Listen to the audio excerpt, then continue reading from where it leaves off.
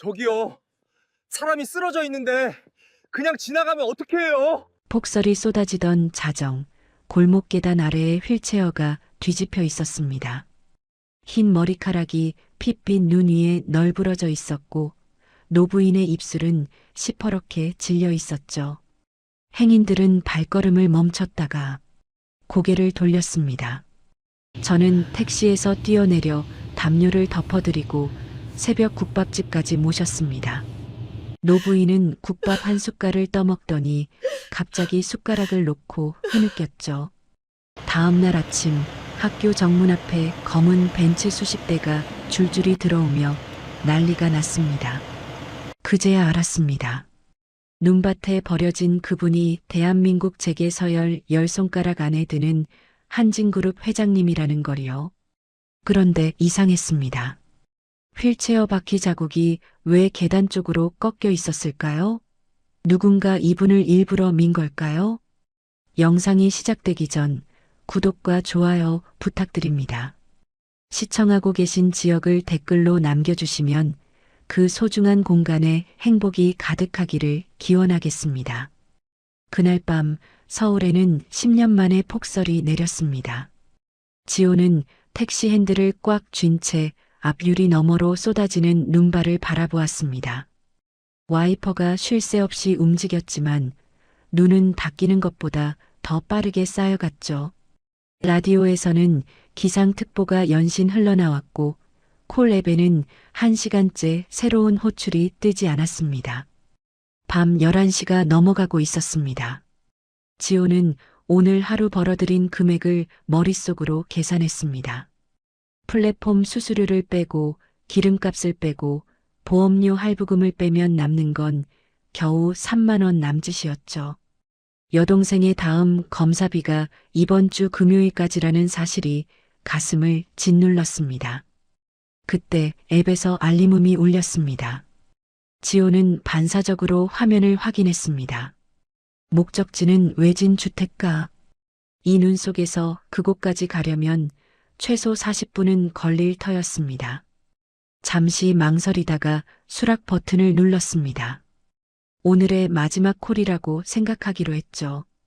손님을 태우고 목적지까지 무사히 도착한 건 자정이 다 되어서였습니다. 지호는 손님이 내린 뒤 근처 골목으로 차를 빼려고 핸들을 틀었습니다. 그런데 좁은 골목 입구에서 차가 더 이상 들어갈 수 없었습니다. 눈이 너무 많이 쌓여 있었거든요.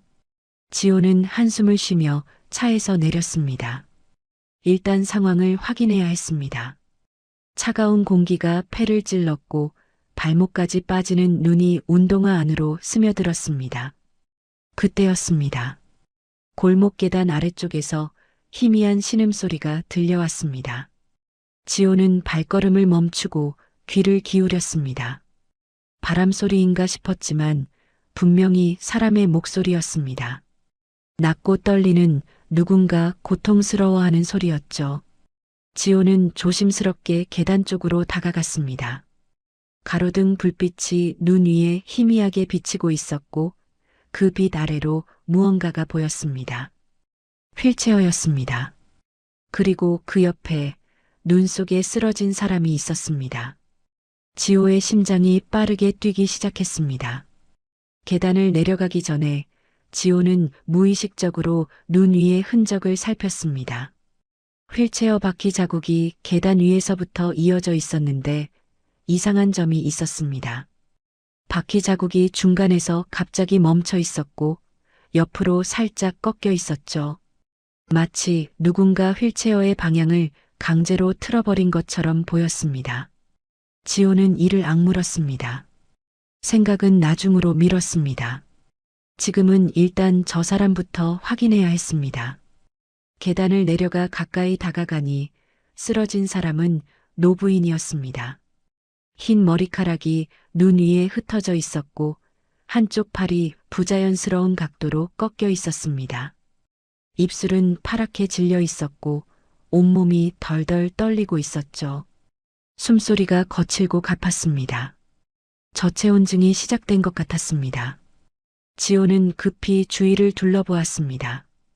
골목 입구 쪽에 몇 명의 행인이 서 있었습니다.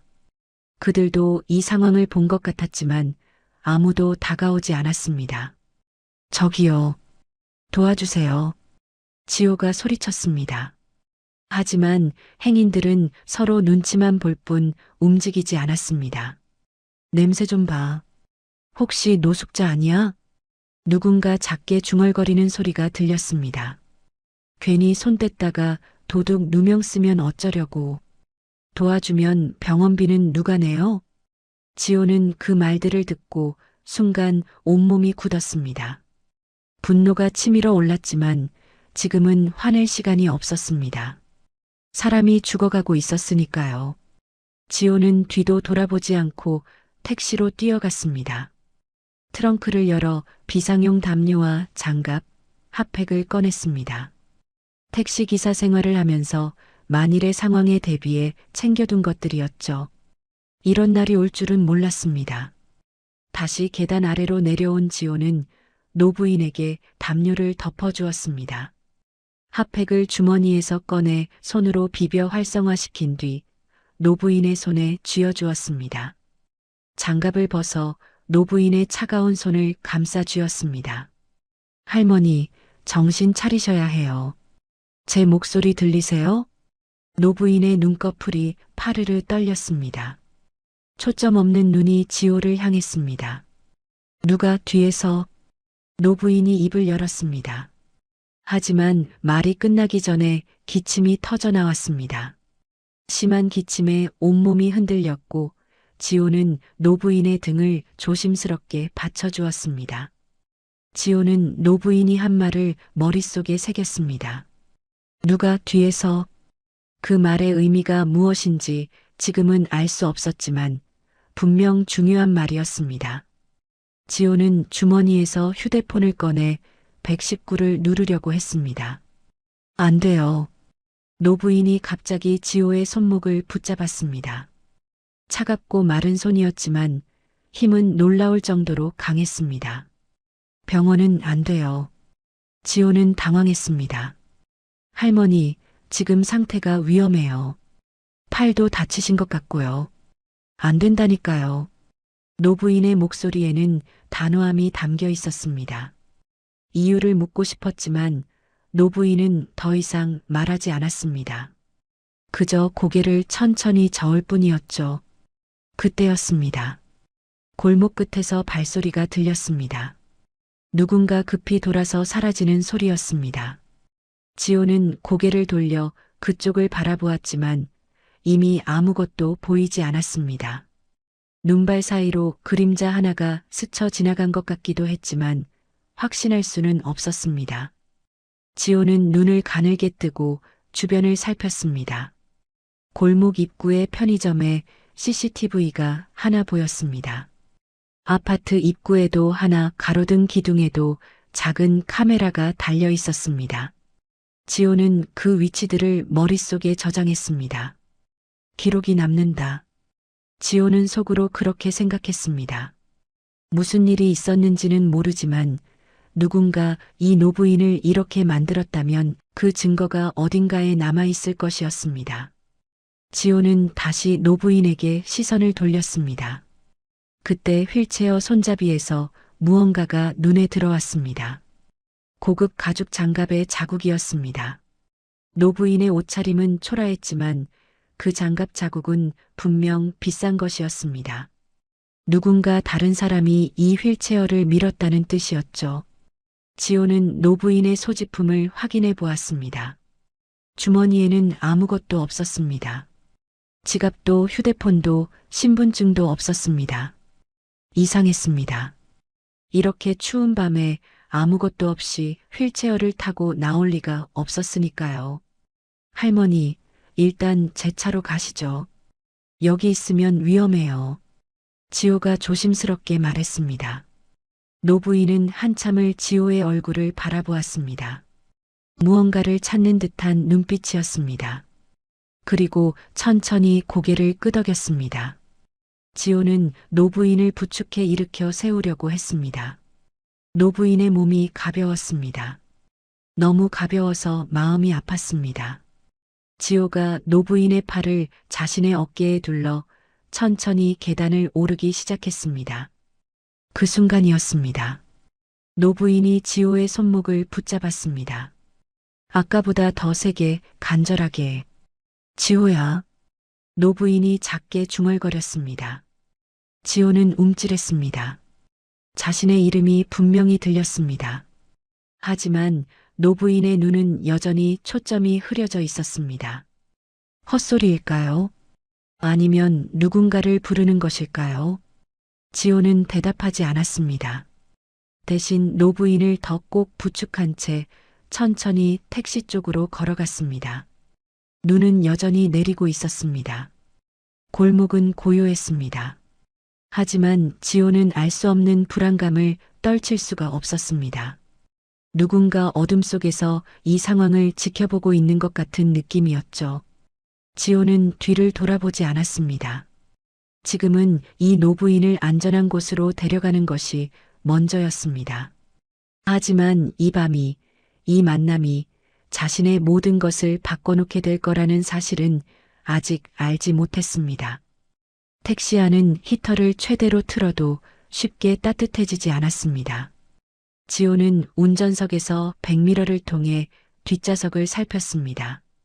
노부인은 담요를 덮은 채 몸을 웅크리고 있었습니다. 떨림은 조금 줄어들었지만 여전히 얼굴색이 창백했죠. 파랗게 질렸던 입술에 겨우 핏기가 돌아오고 있었습니다. 할머니, 어디로 모셔다 드릴까요? 지호가 조심스럽게 물었습니다. 하지만 노부인은 대답하지 않았습니다. 그저 창밖으로 쏟아지는 눈발을 멍하니 바라볼 뿐이었죠. 지호는 더 묻지 않기로 했습니다. 일단 따뜻한 곳에서 몸을 녹이는 게 먼저였습니다. 이 시간에 문을 연 곳이라면 고속도로 휴게소나 24시간 식당뿐이었습니다. 지호는 자신이 가끔 들르는 기사식당을 떠올렸습니다. 거기라면 따뜻한 국밥이라도 한 그릇 드실 수 있을 거였죠. 차가 출발한 지 10분쯤 지났을 때였습니다. 뒷좌석에서 이상한 소리가 들렸습니다. 노부인이 갑자기 헛구역질을 하기 시작한 것이었습니다. 지호는 급히 갓길에 차를 세웠습니다. 뒷문을 열고 달려가 노부인의 등을 받쳐주었습니다. 노부인은 한참을 기침하며 구토를 했습니다. 위장에 아무것도 없었는지 나오는 건 없었지만 고통스러워하는 모습이 안쓰러웠습니다. 지호는 트렁크에서 비닐봉투와 물티슈를 꺼냈습니다. 휴게소에서 손님이 참얼미할 때를 대비해 챙겨둔 것들이었죠. 지호는 물티슈로 노부인의 입가를 조심스럽게 닦아드렸습니다. 노부인은 처음에는 손을 밀어내려 했지만 곧 힘없이 받아들였습니다. 죄송해요. 차 더러워졌죠. 노부인이 작게 말했습니다. 목소리가 갈라져 있었습니다. 괜찮습니다. 원래 이 차 하루에도 몇 번씩 더러워져요. 지호가 웃으며 대답했습니다. 거짓말이 아니었습니다. 택시를 운전하다 보면 술 취한 손님이 토하는 일도, 아이가 과자 부스러기를 흘리는 일도 흔했으니까요. 다시 차를 출발시켰습니다. 노부인은 여전히 말이 없었습니다. 하지만 아까보다는 숨소리가 안정되어 있었습니다. 기사식당에 도착한 건 새벽 1시가 넘어서였습니다. 작은 간판에 김이 서린 유리창, 안에서 국물 끓는 냄새가 흘러나왔습니다. 지호는 노부인을 부축해 천천히 식당 안으로 들어갔습니다. 식당 안에는 야간 운전을 마친 기사 2명이 국밥을 먹고 있었습니다. 그들의 시선이 일제히 지호와 노부인에게로 향했습니다. 노부인의 행색이 눈에 띄었던 것이죠. 구겨진 옷, 흐트러진 머리카락, 그리고 어딘가 초라해 보이는 모습. 사장님이 카운터에서 나왔습니다. 50대 중반쯤 되어 보이는 여자분이었는데 표정이 난감해 보였습니다. 저기 손님. 사장님이 말끝을 흐렸습니다. 시선이 노부인의 발끝에서 머리끝까지 훑고 지나갔습니다. 지호는 그 시선의 의미를 알았습니다. 노숙자가 아닌가 의심하는 눈빛이었죠. 국밥 2그릇이요. 제가 계산할게요. 지호가 먼저 말했습니다. 지갑을 꺼내 10,000원짜리 2장을 카운터에 올려놓았습니다. 사장님의 표정이 조금 누그러졌습니다. 구석자리에 노부인을 앉히고 지호는 맞은편에 앉았습니다. 잠시 후 김이 모락모락 나는 국밥 2그릇이 나왔습니다. 하얀 밥 위에 붉은 국물, 그 안에 고기와 파가 떠 있었습니다. 지호는 숟가락을 들어 국물을 한 숟갈 떠서 후 풀었습니다. 그리고 노부인 쪽으로 내밀었습니다. 뜨거우니까 조심하세요. 노부인은 한참 동안 국밥 그릇을 내려다보았습니다. 그러다 천천히 숟가락을 들었습니다. 손이 떨려서 국물이 조금 흘렸지만 노부인은 한 숟갈을 입에 넣었습니다. 그 순간이었습니다. 노부인의 눈에서 눈물이 흘러내리기 시작했습니다. 소리 없이 주르륵. 주름진 뺨을 타고 눈물이 턱 끝까지 흘러내렸습니다. 노부인은 젓가락을 내려놓고 고개를 숙였습니다. 어깨가 작게 떨리고 있었습니다. 지호는 아무 말도 하지 않았습니다. 그저 조용히 자신의 국밥을 먹었습니다. 어떤 위로도 이 순간에는 필요 없을 것 같았습니다. 한참이 지나서야 노부인이 입을 열었습니다. 아까 골목에서 사람들이 뭐라고 했는지 들었어요. 지호는 숟가락을 멈추었습니다. 냄새 난다고 했죠. 노숙자 아니냐고. 노부인의 목소리에는 쓴웃음이 섞여 있었습니다. 사람이 냄새로 판단받는 세상이에요. 늙고 더럽고 볼품없어 보이면 그게 그 사람의 전부가 되어버려요. 지호는 노부인의 얼굴을 바라보았습니다. 거기에는 오랜 세월의 상처가 새겨져 있었습니다. 단순히 오늘 밤의 일 때문만은 아닌 것 같았습니다. 사람은 사정이 먼저죠. 지호가 조용히 말했습니다. 겉모습 말고요. 그 사람이 왜 거기 있는지, 무슨 일이 있었는지, 그게 먼저 아닐까요? 노부인이 고개를 들어 지호를 바라보았습니다. 눈물에 젖은 눈이었지만 그 안에 무언가 다른 감정이 스쳐 지나갔습니다. 놀라움 같기도 하고 그리움 같기도 한. 왜 그렇게 생각해요?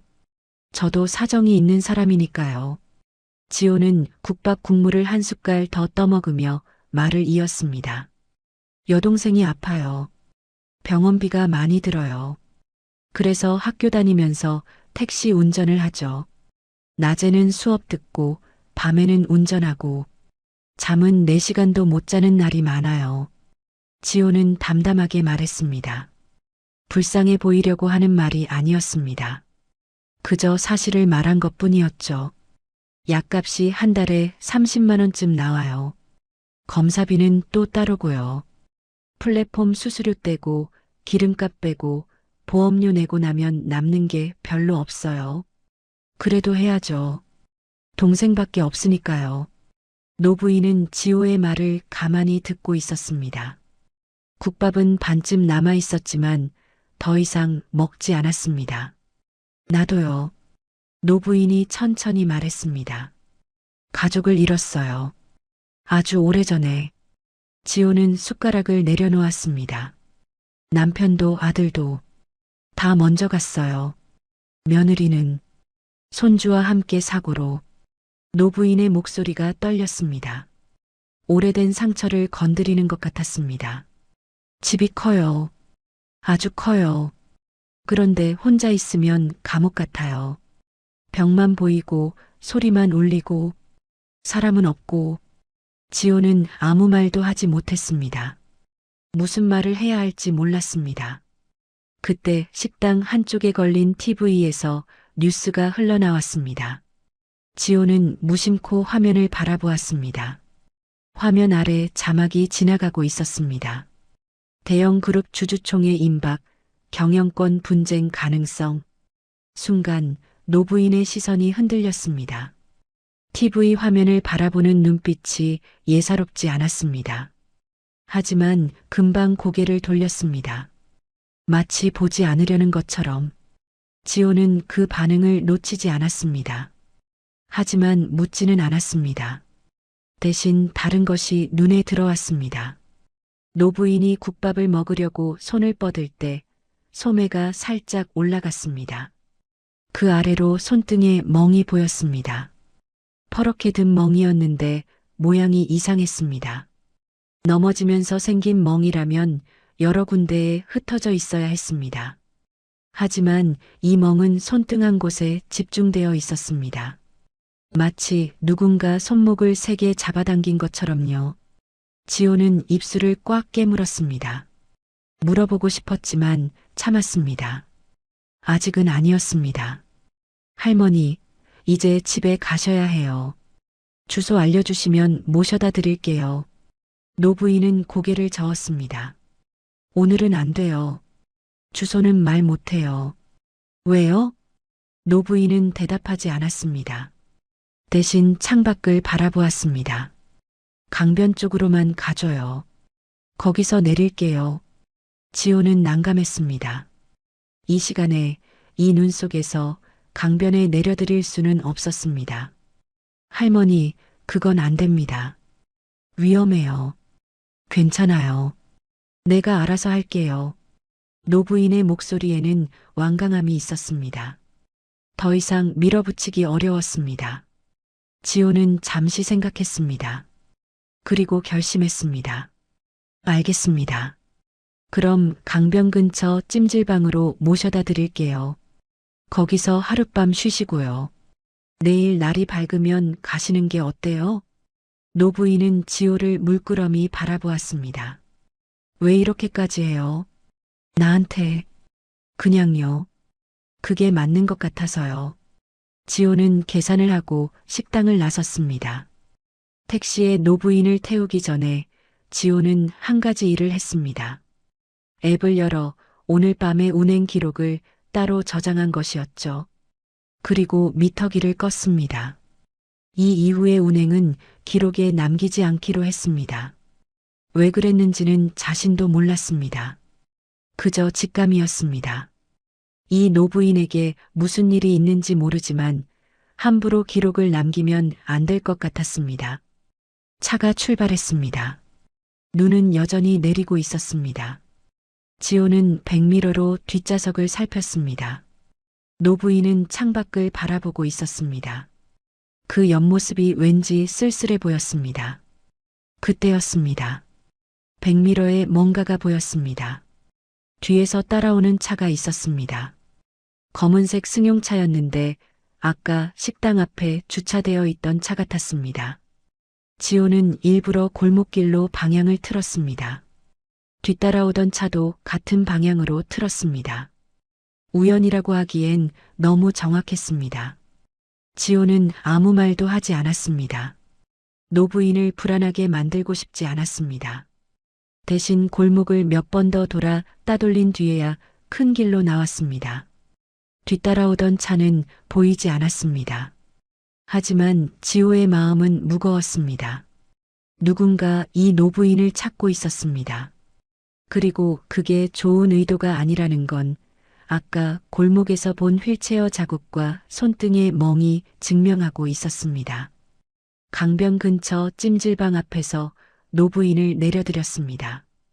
지호는 지갑에서 남은 돈을 꺼내 노부인에게 건넸습니다. 이거 받으세요. 찜질방 입장료하고 내일 아침 드실 거요. 안 돼요. 이미 많이 받았어요. 그냥 빌려드리는 거예요. 나중에 갚으시면 돼요. 지호는 억지로 돈을 노부인의 손에 쥐어주었습니다. 노부인은 한참 동안 지호의 얼굴을 바라보았습니다. 그 눈에 또다시 눈물이 고였습니다. 고마워요. 정말. 노부인이 돌아서 찜질방 안으로 들어갔습니다. 지호는 그 뒷모습이 사라질 때까지 지켜보았습니다. 다시 택시에 올라 엔진을 걸었습니다. 시간은 새벽 3시가 넘어 있었습니다. 피곤함이 밀려왔지만 머릿속은 복잡했습니다. 그때였습니다. 백미러에 다시 무언가가 비쳤습니다. 건물 모퉁이에서 누군가가 휴대폰을 들고 있었습니다. 렌즈가 이쪽을 향하고 있었습니다. 택시 번호판을 찍는 것 같았습니다. 지호는 그 모습을 보고도 그냥 차를 출발시켰습니다. 이제 돌이킬 수 없다는 걸 알았습니다. 무슨 일이 시작된 건지 모르지만 자신은 이미 그 한가운데 들어와 있었습니다. 다음 날 아침 지호는 2시간밖에 못 자고 학교로 향했습니다. 눈은 밤새 그쳤지만 거리 곳곳에 쌓인 눈더미가 아직 녹지 않았습니다. 버스에서 내려 교문 쪽으로 걸어가는데 뭔가 이상했습니다. 평소와 분위기가 달랐습니다. 교문 앞에 검은색 승용차 3대가 나란히 서 있었습니다. 그것도 아무 차가 아니었습니다. 번호판을 보니 전부 같은 숫자로 시작하는 누가 봐도 한 곳에서 나온 차들이었죠. 차 옆에는 검은 정장을 입은 남자들이 서 있었습니다. 귀에 이어피스를 꽂고 주변을 예리하게 살피고 있었습니다. 학생들이 웅성거리며 휴대폰을 들어 사진을 찍고 있었습니다. 교직원 몇 명이 나와서 학생들을 통제하려 했지만 쉽지 않아 보였습니다. 야, 저거 경호원 아니야? 연예인 왔나? 아니면 정치인? 모르겠어. 근데 엄청 삼엄하다. 지호는 발걸음을 멈추고 상황을 살폈습니다. 그때 검은 정장을 입은 남자 하나가 지호 쪽으로 걸어왔습니다. 얼굴에는 아무런 표정이 없었습니다. 박지호 씨 맞으시죠? 지호는 움찔했습니다. 이름을 어떻게 알고 있는 걸까요? 누구시죠? 잠시 모시러 왔습니다. 이쪽으로요. 남자가 차 쪽을 가리켰습니다. 지호는 움직이지 않았습니다. 이유를 모르면 못 가죠. 회장님께서 기다리고 계십니다. 회장님. 그 말에 지호의 머릿속이 빠르게 돌아갔습니다. 어젯밤의 노부인. 혹시, 설마, 어떤 회장님이요? 남자는 대답하지 않았습니다. 대신 차 뒷문이 열렸습니다. 안에서 누군가 내렸습니다. 흰 머리카락에 품이 있는 옷차림. 어젯밤 눈 속에서 쓰러져 있던 그 노부인이었습니다. 하지만 오늘은 완전히 달라 보였습니다. 깔끔하게 손질된 머리카락, 고급스러운 코트, 그리고 고든 자세. 어젯밤의 초라한 모습은 어디에도 없었습니다. 지호는 멍하니 그 모습을 바라보았습니다. 노부인이 지호에게 다가왔습니다. 얼굴에는 부드러운 미소가 떠 있었지만 눈가에는 피로가 남아 있었습니다. 어젯밤 고마웠어요. 제대로 인사도 못하고 헤어져서. 지호는 여전히 상황을 파악하지 못하고 있었습니다. 할머니가 아니, 회장님이 여림이라고 불러요. 그냥 여림이요. 노부인, 아니 여림이 말했습니다. 주변 학생들의 웅성거림이 더 커졌습니다. 휴대폰 카메라가 여기저기서 번쩍였습니다. 지호는 이 상황이 불편했습니다. 너무 많은 시선이 쏠리고 있었습니다. 저기, 여기서 이러시면 곤란한데요. 지금 수업 가야 해서. 지호가 말했습니다. 여림의 표정이 살짝 굳었습니다. 하지만 금방 다시 미소를 지었습니다. 그래요. 그럼 잠깐만 시간 내줘요. 얘기 좀 하고 싶어서. 수업 끝나고 하면 안 될까요? 급한 일이에요. 여림의 목소리에는 간절함이 담겨 있었습니다. 지호는 잠시 망설이다가 고개를 끄덕였습니다. 그럼 교무실에서 얘기하시죠. 여기는 사람이 너무 많아요. 지호가 먼저 걸어갔습니다. 여림이 뒤따랐고 경호원들도 따라오려 했습니다. 지호가 멈춰서서 뒤를 돌아보았습니다. 경호원분들은 밖에서 기다려주세요. 학교 아니에요. 경호원들이 서로 눈치를 보았습니다. 여림이 손을 들어 그들을 제지했습니다. 괜찮아요. 기다려요. 교무실 한쪽 상담 공간에 마주 앉았습니다. 지호는 여전히 긴장이 풀리지 않았습니다. 어젯밤의 노부인과 지금 눈앞의 여림이 같은 사람이라는 게 믿기지 않았습니다. 신분을 숨긴 건 사과해요. 어젯밤에는 말할 상황이 아니었어요. 여림이 먼저 입을 열었습니다. 정확히 누구세요? 한진그룹 회장이에요. 한여림. 한진그룹. 지호도 이름은 알고 있었습니다. 유통, 건설, 금융까지 손대지 않은 분야가 없는 대기업이었죠.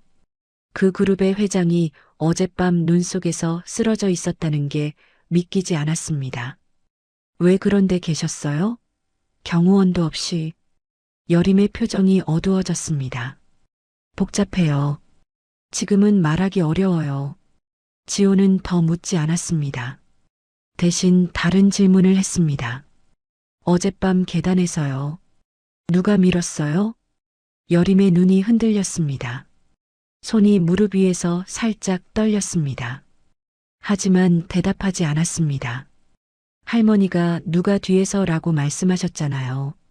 그리고 휠체어 자국도 이상했어요. 누가 방향을 틀어서 계단 쪽으로 밀어버린 것처럼요. 여림이 고개를 숙였습니다. 한참 동안 침묵이 흘렀습니다. 확인 중이에요. 옆에 서 있던 비서가 대신 대답했습니다. 지호는 비서를 바라보았습니다. 40대 초반쯤 되어 보이는 남자였는데 표정이 굳어 있었습니다. 무언가를 숨기는 얼굴이었습니다. 확인 중이라니요. 누가 밀었는지 모른다는 거예요? 내부적으로 조사하고 있습니다. 비서의 대답은 딱딱했습니다. 지호는 뭔가 이상하다고 느꼈습니다. 대기업 회장이 누군가에게 밀려서 계단에서 굴러떨어졌는데 이렇게 조용히 넘어가려고 한다고요. 여림이 다시 입을 열었습니다. 지호 씨, 어젯밤 정말 고마웠어요. 그 은혜를 갚고 싶어요. 은혜라고 할 것까지는. 원하는 거 말해줘요. 뭐든 도와줄게요. 지호는 잠시 생각했습니다. 머릿속에 여동생의 병원비가 떠올랐습니다. 다음 검사비가 50만 원, 약값이 30만 원, 다음 달 등록금 납부 기한도 다가오고 있었습니다. 솔직히 돈이 절실했습니다. 하지만 지호는 고개를 저었습니다. 괜찮습니다. 필요 없어요. 여림의 눈이 커졌습니다. 비서도 놀란 표정이었습니다. 왜요? 어려운 거 알아요. 택시 운전하면서 학교 다니고 동생 병원비도. 그걸 어떻게 해? 미안해요. 조사했어요. 고마움을 표현하려면 상대를 알아야 하니까. 지호는 불쾌함을 감추지 않았습니다. 허락도 없이 자신의 신상을 조사했다는 게 기분 나빴습니다. 조사까지 하셨으면 아시겠네요. 저한테 돈이 필요한 건 맞아요. 근데 이렇게 받으면 안 될 것 같아요. 왜요? 대가처럼 느껴지니까요. 지호는 담담하게 말했습니다. 제가 어젯밤 할머니를 도운 건요. 돈 받으려고 한 게 아니에요. 그냥 쓰러진 사람이 있어서 도운 거예요. 근데 여기서 돈을 받으면 그게 거래가 되어버리잖아요. 저는 그게 싫어요. 여림은 지호를 물끄러미 바라보았습니다. 눈빛이 복잡했습니다. 놀라움과 당혹감, 그리고 뭔가 다른 감정이 섞여 있었습니다. 그럼 후원 형태로 할게요. 장학금처럼. 대가가 아니라 지원으로. 그것도 같아요. 어젯밤 일 때문에 주시는 거잖아요. 지호는 단호했습니다. 여림은 더 이상 말하지 않았습니다. 그때 비서의 휴대폰이 울렸습니다. 비서가 전화를 받더니 표정이 굳어졌습니다. 잠시 후 여림에게 다가가 작게 속삭였습니다. 주원 상무님이십니다. 여림의 얼굴이 창백해졌습니다. 손이 움찔거렸습니다. 지호는 그 반응을 놓치지 않았습니다. 비서가 전화기를 여림에게 건넸습니다. 여림은 잠시 망설이다가 전화를 받았습니다. 네, 알았어요. 곧 갈게요. 짧은 통화였습니다. 하지만 전화를 끄는 여림의 표정은 어두웠습니다. 아까까지의 부드러운 미소는 사라지고 어딘가 불안해 보였습니다. 가봐야 해요. 지호 씨, 여림이 자리에서 일어났습니다. 오늘은 여기까지 할게요. 근데 여림이 잠시 멈추었습니다. 지호를 바라보는 눈빛이 이상했습니다. 다음에는 이름 제대로 부를 수 있을까요? 무슨 뜻인지 알 수 없는 말이었습니다. 지호가 되묻기도 전에 여림은 교무실을 나갔습니다. 지호는 한참 동안 여림이 나간 문을 바라보았습니다. 이상한 느낌이 들었습니다. 여림이 마지막에 한 말, 그리고 어젯밤 여림이 잠결에 불렀던 이름. 지호야. 그때 지호의 머릿속에 어젯밤의 장면들이 떠올랐습니다. 여림의 말투, 억양, 그리고 손등에 있던 멍. 아니, 멍만이 아니었습니다. 여림의 손가락 마디에 작은 흉터가 있었습니다. 어젯밤 국밥을 먹을 때 우연히 봤던 것이었는데 그때는 대수롭지 않게 넘겼습니다. 하지만 지금 생각해보니 이상했습니다. 그 흉터의 모양이 어딘가 익숙했습니다. 어디서 봤던 것 같은데 기억이 나지 않았습니다. 지호는 고개를 저었습니다. 지금은 수업에 집중해야 했습니다.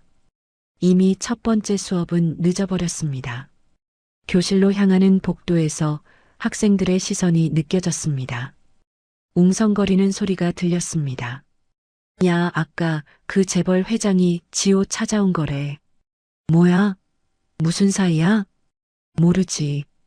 근데 좀 이상하지 않아? 지호는 못 들은 척 지나갔습니다. 하지만 기분이 좋지 않았습니다. 소문이 퍼지기 시작한 것이었습니다. 그날 저녁 지호는 여동생이 입원한 병원에 들렀습니다. 동생은 침대에 누워 책을 읽고 있었습니다. 창백한 얼굴이었지만 지호를 보자 환하게 웃었습니다. 오빠 왔어? 응. 밥 먹었어? 응. 오빠는? 나도 먹었어. 거짓말이었습니다.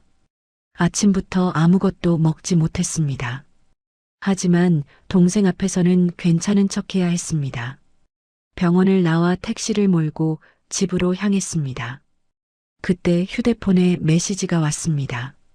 모르는 번호였습니다. 그 택시기사 신상부터 전부 파악해. 메시지 내용은 이게 전부였습니다. 지호는 화면을 물끄러미 바라보았습니다.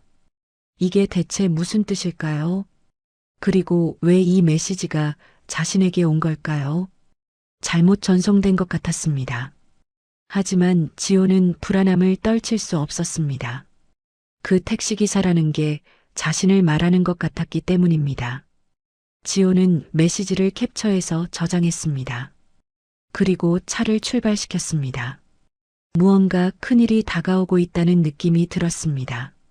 하지만 지금은 어디서부터 어떻게 해야 할지 알 수 없었습니다. 그로부터 사흘이 지났습니다. 지호는 여림에게서 연락을 받았습니다. 저택에 한번 와달라는 내용이었습니다. 거절하려고 했지만 여림의 목소리에서 느껴지는 간절함이 마음에 걸렸습니다. 결국 지호는 택시 운행을 일찍 마치고 여림이 알려준 주소로 향했습니다. 내비게이션이 안내한 곳은 서울 외곽의 조용한 주택가였습니다. 높은 담장이 끝없이 이어지고 있었고 곳곳에 CCTV가 설치되어 있었습니다. 지호는 정문 앞에 차를 세웠습니다. 그런데 이상했습니다. 정문에서 기다리라던 안내와 달리 경비원이 지호에게 다른 길을 알려주었습니다. 후문으로 가시면 됩니다. 이쪽 골목 끝에서 좌회전하세요. 지호는 찜찜한 기분이 들었습니다. 왜 정문이 아니라 후문일까요? 마치 숨겨야 하는 손님처럼 취급받는 기분이었습니다. 하지만 내색하지 않고 차를 돌렸습니다. 후문은 정문보다 훨씬 작고 눈에 띄지 않았습니다. 담쟁이 덩굴이 벽을 뒤덮고 있어서 주에 깊게 보지 않으면 문이 있는지도 모를 정도였습니다. 지호는 차에서 내려 벨을 눌렀습니다. 잠시 후 문이 열렸습니다. 경호원이 지호를 안으로 안내했습니다. 저택은 생각보다 훨씬 컸습니다. 넓은 정원을 지나 본관 건물까지 걸어가는 데만 5분이 넘게 걸렸습니다. 정원에는 계절마다 다른 꽃이 피도록 설계된 것 같았는데 지금은 겨울이라 앙상한 나뭇가지만 서 있었습니다. 어딘가 쓸쓸해 보였습니다. 본관 현관에 들어서자 여림이 기다리고 있었습니다. 오늘은 편한 옷차림이었습니다. 하지만 얼굴에는 피로가 역력했습니다. 눈 밑에 그늘이 져 있었고 볼이 며칠 전보다 더 야윈 것 같았습니다. 왔구나. 고마워요. 여림이 반갑게 웃었습니다. 하지만 그 웃음이 어딘가 힘들어 보였습니다. 불러주셔서 왔습니다. 지호는 담담하게 대답했습니다. 여림이 지호를 거실로 안내했습니다. 넓은 거실 한쪽 벽면에 큰 액자가 걸려 있었습니다. 가족 사진이었습니다. 지호는 무심코 그 사진을 바라보았습니다. 사진 속에는 여림과 나이 든 남자, 그리고 젊은 남자와 여자가 있었습니다. 젊은 여자는 아기를 안고 있었습니다. 모두 환하게 웃고 있었습니다. 행복해 보이는 가족 사진이었습니다. 그런데 이상했습니다. 사진 속 아기의 얼굴이 어딘가 낯익었습니다. 지호는 자신도 모르게 사진에 더 가까이 다가갔습니다. 우리 가족이에요. 여림이 지호 옆으로 다가와 말했습니다. 남편은 15년 전에 먼저 갔어요. 아들은 그보다 조금 뒤에. 며느리와 손주는 사고로요. 여림의 목소리가 떨렸습니다. 오래된 상처를 건드리는 것 같았습니다. 이 아기가 손주예요? 지호가 조심스럽게 물었습니다. 네. 태어난 지 3개월 됐을 때 찍은 거예요. 이름이요. 여림이 말을 멈추었습니다. 무언가 말하려다가 삼킨 것 같았습니다. 지호는 다시 사진을 바라보았습니다. 아기의 이마 라인, 눈 모양, 귀의 생김새. 어딘가 익숙했습니다. 마치 어릴 때 사진 속 자신을 보는 것 같은 이상한 느낌이 들었습니다. 그 순간 등 뒤로 서늘한 기운이 느껴졌습니다. 지호는 뒤를 돌아보았습니다. 아무도 없었습니다. 하지만 누군가 자신을 지켜보는 것 같은 느낌이 떠나지 않았습니다. 이쪽으로 와요. 차 마시면서 얘기해요. 여림이 지호를 다른 방으로 이끌었습니다. 작은 응접실이었습니다. 창문으로 정원이 보였고 테이블 위에는 따뜻한 차가 준비되어 있었습니다. 둘이 마주 앉았습니다. 여림이 먼저 차를 따랐습니다. 손이 살짝 떨리고 있었습니다. 왜 저를 부르셨어요? 지호가 물었습니다. 그냥 얘기 상대가 필요했어요. 이 집에는 사람이 많은데 진짜 얘기할 사람은 없거든요. 여림의 말이 쓸쓸하게 들렸습니다. 경호원, 비서, 가사도우미 다 있어요. 근데 그 사람들은 내 얘기를 듣는 게 아니라 내가 시키는 걸 하는 사람들이에요. 다른 거잖아요. 지호는 고개를 끄덕였습니다. 이해가 갔습니다. 어젯밤에도 혼자 밥 먹었어요. 그 긴 식탁에 나 하나. 숟가락 소리만 울리더라고요. 여림이 창밖을 바라보며 말했습니다. 집이 크면 좋은 줄 알았어요. 근데 아니에요. 클수록 빈 곳이 많아져요. 사람이 없으면 그 빈 곳이 다 보여요. 감옥 같아요. 지호는 아무 말도 하지 않았습니다. 무슨 말을 해야 할지 몰랐습니다. 그때 여림이 갑자기 화제를 바꾸었습니다. 그날 밤 일 말이에요. 지호가 긴장했습니다. 누가 날 밀었는지 묻지 말아줘요. 왜요? 범인을 알면서 왜 숨기시는 거예요? 복잡해요. 내가 알아서 처리할게요. 여림의 목소리에는 단호함이 있었지만 동시에 두려움도 섞여 있었습니다. 지호는 여림의 눈을 바라보았습니다. 거기에는 무언가를 숨기려는 사람의 불안함이 담겨 있었습니다. 그럼 제가 확인할게요. 지호가 말했습니다. 네. 할머니가 말 안 하시면 제가 직접 알아볼게요. 다치지 않게요. 여림의 눈이 커졌습니다. 잠시 동안 지호를 물끄러미 바라보았습니다. 왜 그렇게까지 해요? 남의 일인데. 모르겠어요. 그냥 그래야 할 것 같아서요. 지호도 자신이 왜 이러는지 잘 몰랐습니다. 그저 여림을 그 밤에 쓰러진 채로 두고 갈 수 없었던 것처럼 지금도 이 상황을 모른 척할 수가 없었습니다. 차를 마시고 저택을 둘러보았습니다. 여림이 직접 안내해 주었습니다. 2층으로 올라가는 계단, 오래된 서재, 그리고 정원이 보이는 복도. 복도를 지나다가 지호는 반쯤 열린 문 안쪽을 보았습니다. 작은 방이었는데 안에 서랍장이 하나 있었습니다. 서랍이 살짝 열려 있었고 안에서 서류 뭉치가 보였습니다. 지호는 발걸음을 멈추었습니다. 서류 위에 적힌 글자가 눈에 들어왔습니다. 보험금 지급 확인서, 그리고 그 아래에 신문 기사 스크랩이 보였습니다. 제목은 읽을 수 없었지만 사고라는 글자가 희미하게 보였습니다. 여기는 안 들어가도 돼요. 여림이 빠르게 문을 닫았습니다. 표정이 살짝 굳어 있었습니다. 지호는 더 묻지 않았습니다. 하지만 머릿속에는 방금 본 것들이 선명하게 남았습니다. 보험금, 사고기사, 무언가 연결되는 것 같았습니다. 저택을 나오기 전 지호는 경호원들의 움직임을 살폈습니다. 그들은 일정한 패턴으로 움직이고 있었습니다. 15분마다 정원을 순찰하고 30분마다 교대하는 것 같았습니다. 지호는 그 패턴을 머릿속에 저장했습니다. 왜 그러는지는 자신도 몰랐지만 나중에 필요할 것 같은 직감이 들었습니다.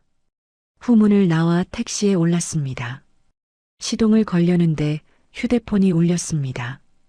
여림이었습니다. 지호 씨, 아까 얘기하다 말았는데요.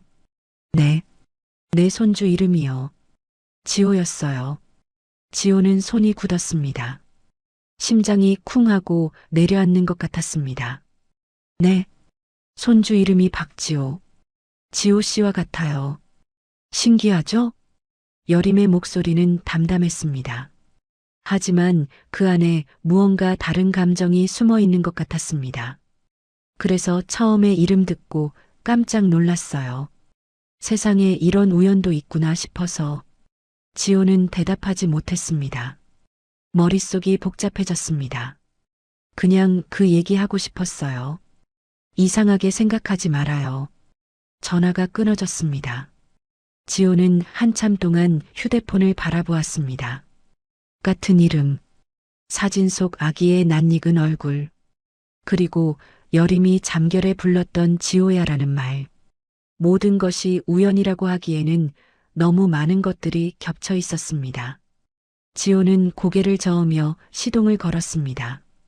지금은 생각을 정리할 시간이 필요했습니다. 집으로 돌아가는 길, 지호는 라디오를 켰습니다. 뉴스가 흘러나왔습니다. 한진그룹 주주총회가 다음 주로 다가왔습니다. 경영권 분쟁 가능성이 제기되고 있는데요. 지호는 볼륨을 높였습니다. 한여림 회장의 건강 문제로 인해 실질적인 경영은 한주원 상무가 맡고 있는 것으로 알려졌습니다. 일각에서는 주주총회를 기점으로 경영권 이전이 이루어질 것이라는 전망도 나오고 있습니다. 한주원. 그 이름이 귓가에 맴돌았습니다. 학교에서 여림에게 전화했던 그 사람. 전화를 받는 순간 여림의 얼굴이 창백해졌던 그 이름. 지호는 직감적으로 느꼈습니다. 여림을 계단에서 민 사람, 그리고 지금 여림을 두렵게 하는 사람이 같은 인물일 거라는 것을요. 집에 도착해서 침대에 누웠지만 잠이 오지 않았습니다. 천장을 바라보며 오늘 본 것들을 하나하나 떠올렸습니다. 가족사진 속 아기, 보험금 서류, 사고 기사 스크랩, 같은 이름, 그리고 여림이 마지막에 한 말, 손주 이름이 박지호. 지호는 눈을 감았습니다. 심장이 빠르게 뛰고 있었습니다. 설마, 그럴 리가 없어. 하지만 부정하려 해도 의문은 사라지지 않았습니다. 오히려 점점 더 커져갔습니다. 나는 대체 누구인가? 그리고 그날 밤, 왜 그 골목에서 여림을 만난 것일까? 주총회가 닷새 앞으로 다가온 날이었습니다. 지호는 학교 수업을 마치고 도서관에서 과제를 하고 있었습니다. 그때 휴대폰으로 메시지가 왔습니다. 모르는 번호였습니다. 박지호 씨, 잠시 만나고 싶습니다. 오늘 저녁 7시 강남역 근처 커피숍에서 뵙겠습니다. 주소는 아래와 같습니다. 발신자 이름은 없었습니다. 하지만 마지막에 한 줄이 더 있었습니다. 한여림 회장님 건으로요. 지호는 화면을 물끄러미 바라보았습니다. 함정일 수도 있었습니다. 하지만 여림에 관한 일이라면 무시할 수 없었습니다. 지호는 잠시 고민하다가 답장을 보냈습니다. 알겠습니다. 저녁 7시 약속 장소에 도착했습니다. 고급스러운 분위기의 커피숍이었습니다. 한쪽 벽면이 통유리로 되어 있어서 거리가 내려다 보였습니다. 지호는 주변을 둘러보며 안으로 들어갔습니다. 구석자리에 남자가 앉아 있었습니다. 40대 초반쯤 되어 보였습니다. 단정하게 빗어넘긴 머리카락, 맞춤 정장, 그리고 손목에는 비싸 보이는 시계. 겉모습만 보면 완벽한 신사였습니다. 하지만 지호는 첫눈에 불편함을 느꼈습니다. 남자의 눈빛이 차가웠습니다. 웃고 있었지만 눈은 웃지 않았습니다. 박지호 씨 맞죠? 앉으세요. 남자가 손으로 맞은편 의자를 가리켰습니다. 지호는 천천히 앉았습니다. 누구신지 여쭤봐도 될까요? 한주원입니다. 한진그룹 상무예요. 지호의 눈이 살짝 좁아졌습니다. 한주원. 여림을 두렵게 하는 그 이름의 주인이 바로 눈앞에 있었습니다. 회장님, 아드님이신 건가요? 배달은 아들이에요. 어머니가 달라요. 주원이 담담하게 말했습니다. 하지만 그 목소리에는 어딘가 날카로운 것이 숨어 있었습니다. 회장님, 그러니까 한여림 회장님은 제 아버지의 본처예요. 저는 아버지가 돌아가시기 전에 인정받은 서자고요. 복잡하죠? 지호는 대답하지 않았습니다. 주원은 커피잔을 들어 한 모금 마셨습니다. 박지호 씨, 요즘 우리 어머니랑 자주 만나시던데요. 어머니, 그 호칭이 이상하게 들렸습니다. 여림을 어머니라고 부르는 것이 어울리지 않았습니다. 몇 번 만났습니다. 왜요? 그냥요. 할머니께서 불러주셔서요. 그냥? 재벌 회장이 택시 기사를 그냥 부른다고요? 주원의 말투가 살짝 비꼬는 듯 했습니다. 지호는 불쾌함을 느꼈지만 표정을 바꾸지 않았습니다. 그날 밤 눈길에서 쓰러지신 걸 제가 도와드렸어요. 그 인연이에요. 아, 그 일이요. 주원이 고개를 끄덕였습니다. 이미 다 알고 있다는 표정이었습니다. 고마운 일이에요, 정말. 우리 어머니를 구해주셨으니까. 말은 고맙다고 했지만 톤은 전혀 고마워하는 것 같지 않았습니다. 오히려 경계하는 느낌이었습니다. 근데 있잖아요, 박지호 씨. 주원이 몸을 앞으로 기울였습니다. 두 사람 사이의 거리가 가까워졌습니다. 학비 내기 힘드시죠? 여동생 병원비도 있고 택시 운전만으로는 버거우실 텐데. 지호의 눈빛이 서늘해졌습니다. 제 개인 사정을 어떻게 아시죠? 조사했어요. 어머니께 접근하는 사람이 누군지 알아야 하니까요. 당연한 거 아니에요? 주원이 태연하게 말했습니다. 마치 남의 신상을 조사하는 게 아무렇지도 않은 일인 것처럼. 학교 성적도 좋으시더라고요. 장학금 받으시다가 중간에 끊기셨죠? 택시 시작한 게 작년 겨울이고 여동생은 대학병원에서 치료 중이시고요. 지호는 주먹을 꽉 쥐었습니다. 손톱이 손바닥에 박히는 것 같았습니다. 하지만 표정은 바꾸지 않았습니다. 뭘 원하시는 거예요? 원하는 거요? 주원이 웃었습니다. 입꼬리만 올라가는 차가운 웃음이었습니다. 박지호 씨가 뭘 원하는지 제가 묻고 싶네요. 돈이요? 아니면 뭔가 다른 거요? 저는 아무것도 원하지 않습니다. 그게 더 이상해요. 주원이 의자에 등을 기댔습니다. 세상에 아무것도 원하지 않는 사람은 없어요. 특히 박지호 씨처럼 어려운 상황에 있는 사람이라면 더더욱. 근데 우리 어머니가 돈을 준다는데 거절했다면서요? 지호는 대답하지 않았습니다. 이해가 안 돼요. 진심으로. 뭘 노리고 있는 거예요? 노리는 거 없습니다. 그럼 왜 자꾸 어머니 주변을 맴돌아요? 주원의 목소리가 날카로워졌습니다. 부드러운 겉포장이 벗겨지고 안에 숨어있던 저기가 드러났습니다. 우리 어머니는 요즘 정서적으로 많이 약해지셨어요. 나이도 있고 건강도 안 좋고 그런 분한테 모르는 사람이 접근하면 가족으로서 걱정이 되는 거 당연하잖아요. 지호는 주원의 얼굴을 똑바로 바라보았습니다. 그날 밤 계단에서 할머니를 민 게 누구예요? 주원의 표정이 순간 굳었습니다. 아주 짧은 순간이었지만 지호는 그 변화를 놓치지 않았습니다. 눈꺼풀이 한 번 떨렸고 입술이 살짝 굳어졌습니다. 하지만 금방 원래의 여유로운 표정으로 돌아왔습니다. 무슨 말이에요? 어머니가 밀렸다고요? 휠체어 자국이 이상했어요. 누가 방향을 틀어서 계단 쪽으로 밀어버린 것처럼요. 그건 안전사고예요. 눈이 많이 왔잖아요. 바퀴가 미끄러졌겠죠. 주원의 대답은 너무 빨랐습니다. 마치 준비해둔 답변처럼. 사고라면 왜 경찰에 신고 안 하셨어요? 가족 일이니까요.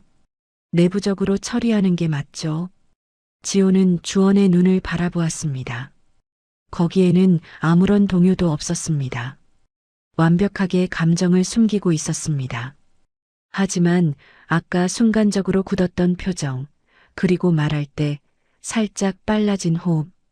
지호는 그것을 놓치지 않았습니다. 이 사람은 거짓말을 하고 있어. 지호는 확신했습니다. 사고가 아니라면요? 지호가 물었습니다. 뭐라고요? 만약 사고가 아니라 누가 일부러 민 거라면요? 그러면 어떻게 하실 거예요?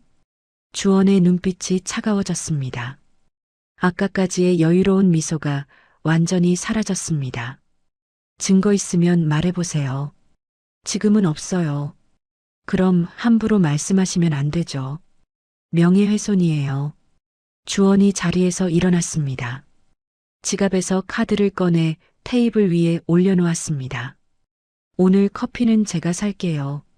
맛있게 드세요. 주원이 지호를 내려다보았습니다. 그 눈빛에는 분명한 경고가 담겨 있었습니다. 박지호 씨, 우리 어머니 일에 더 이상 관여하지 마세요. 그게 서로 좋아요. 위협하시는 건가요? 충고해요. 진심으로. 주원이 몸을 돌려나가려다 멈추었습니다. 다시 지호를 돌아보았습니다. 참, 주주총회가 며칠 안 남았어요. 그 전에 불필요한 일들은 정리하려고 해요. 박지호 씨도 불필요한 일에 끼어들지 않으시길 바랍니다. 주원이 커피숍을 나갔습니다. 지호는 한참 동안 그 자리에 앉아 있었습니다.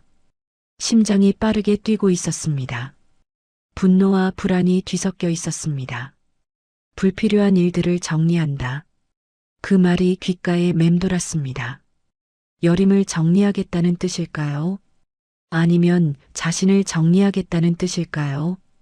커피숍을 나와 택시로 걸어갔습니다. 차에 올라 문을 닫으려는데 뭔가 이상했습니다. 앞유리에 먼지가 묻어 있었습니다. 아침에 닦았는데 지호는 차에서 내려 차 주변을 살폈습니다. 그리고 발견했습니다. 뒷좌석 창문 아래쪽에 손자국이 있었습니다. 누군가 차 안을 들여다본 것 같았습니다. 지호는 재빨리 차 안을 확인했습니다. 블랙박스 메모리 카드. 자리가 비어 있었습니다. 아침까지만 해도 있었던 메모리 카드가 사라져 있었습니다. 지호는 이를 악물었습니다. 주원이 한 짓이 분명했습니다. 아니, 주원의 지시를 받은 누군가가 증거를 없애려는 것이었습니다. 그날 밤 눈길에서 찍힌 영상, 여림을 태우고 이동한 기록, 그것들을 지우려는 것이었습니다. 지호는 쓴웃음을 지었습니다. 늦었어. 그거. 지호는 이미 메모리 카드의 내용을 백업해 두었습니다. 그날 밤 이상한 느낌이 들어서 클라우드에 복사해 둔 것이었죠. 주원은 그걸 모르는 것 같았습니다. 지호는 차에 올라 시동을 걸었습니다. 이제 확실해졌습니다. 주원은 무언가를 숨기고 있었습니다. 그리고 그것을 지키기 위해 수단을 가리지 않을 사람이었습니다. 지호는 핸들을 꽉 쥐었습니다. 증거를 모아야 해. 여림 할머니를 지키려면, 그리고 자신이 누구인지 그것도 알아내야 했습니다. 주원을 만난 다음 날부터 이상한 일들이 시작되었습니다. 지호가 학교에 도착했을 때 평소와 분위기가 달랐습니다. 복도를 지나가는데 학생들이 수군거리는 소리가 들렸습니다. 지호를 보더니 고개를 돌리거나 휴대폰을 들여다보며 킥킥거렸습니다. 처음에는 대수롭지 않게 넘겼습니다.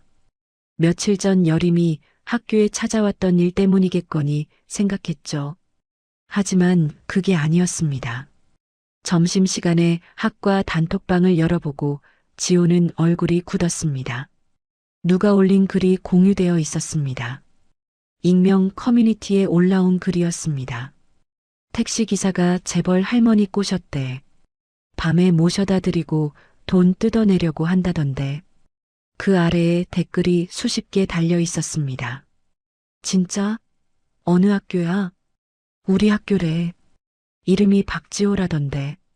와 대박. 택시로 용돈 벌이하더니 이제 재벌 놀이네. 지호는 휴대폰을 쥔 손이 떨렸습니다. 심장이 쿵쿵 뛰었습니다. 분노인지 수치심인지 알 수 없는 감정이 뒤섞여 올라왔습니다. 댓글을 더 읽어 내려갔습니다. 병원비 때문에 그렇대. 동생이 아프다나. 아, 그래서 돈 노린 거구나. 측은하긴 한데 그래도 좀 그렇지 않아? 지호는 휴대폰을 테이블 위에 내려놓았습니다. 손가락 끝이 차가워졌습니다. 오후 수업에 들어갔지만 집중이 되지 않았습니다. 교수님의 목소리가 멀게 들렸습니다. 주변 학생들의 시선이 따갑게 느껴졌습니다. 옆자리에 앉은 동기가 고개를 돌려 지호를 힐끗 보더니 다른 친구와 눈짓을 주고받았습니다. 수업이 끝나고 복도를 걸어가는데 뒤에서 누군가 소근거리는 소리가 들렸습니다. 쟤 아니야? 재벌 할머니 꽃이네. 진짜? 와, 어떻게 저런 생각을 하지? 지호는 뒤를 돌아보지 않았습니다. 그냥 걸었습니다. 주먹을 꽉 쥔 채로. 일주일이 지났습니다. 소문은 사라지기는커녕 더 커졌습니다. 학과 사무실에서 연락이 왔습니다. 장학 담당 교수님이 면담을 원한다는 내용이었습니다. 지호는 불안한 마음으로 교수 연구실을 찾아갔습니다. 박지호 학생 앉아요. 50대 중반의 교수님이 안경 너머로 지호를 바라보았습니다. 표정이 무거웠습니다. 요즘 인터넷에 돌아다니는 이야기 알고 있죠? 네, 알고 있습니다. 사실이에요? 아닙니다. 지호가 단호하게 대답했습니다. 하지만 교수님의 표정은 변하지 않았습니다. 한진그룹 회장님한테 후원을 받았다는 이야기가 있던데요. 받지 않았습니다. 거절했어요. 거절했다고요? 교수님이 의아하다는 듯 지호를 바라보았습니다. 네, 대가처럼 느껴져서요. 교수님은 잠시 침묵했습니다. 그리고 한숨을 쉬었습니다. 박지호 학생, 나도 학생을 믿고 싶어요. 근데 요즘 학교 분위기가 좋지 않아요. 민원도 들어왔고, 민원이요? 익명 제보예요. 학생이 부적절한 방법으로 금전적 이득을 취하려 한다는. 지호는 가슴이 철렁 내려앉았습니다. 사실이 아닙니다. 증명할 수 있어요?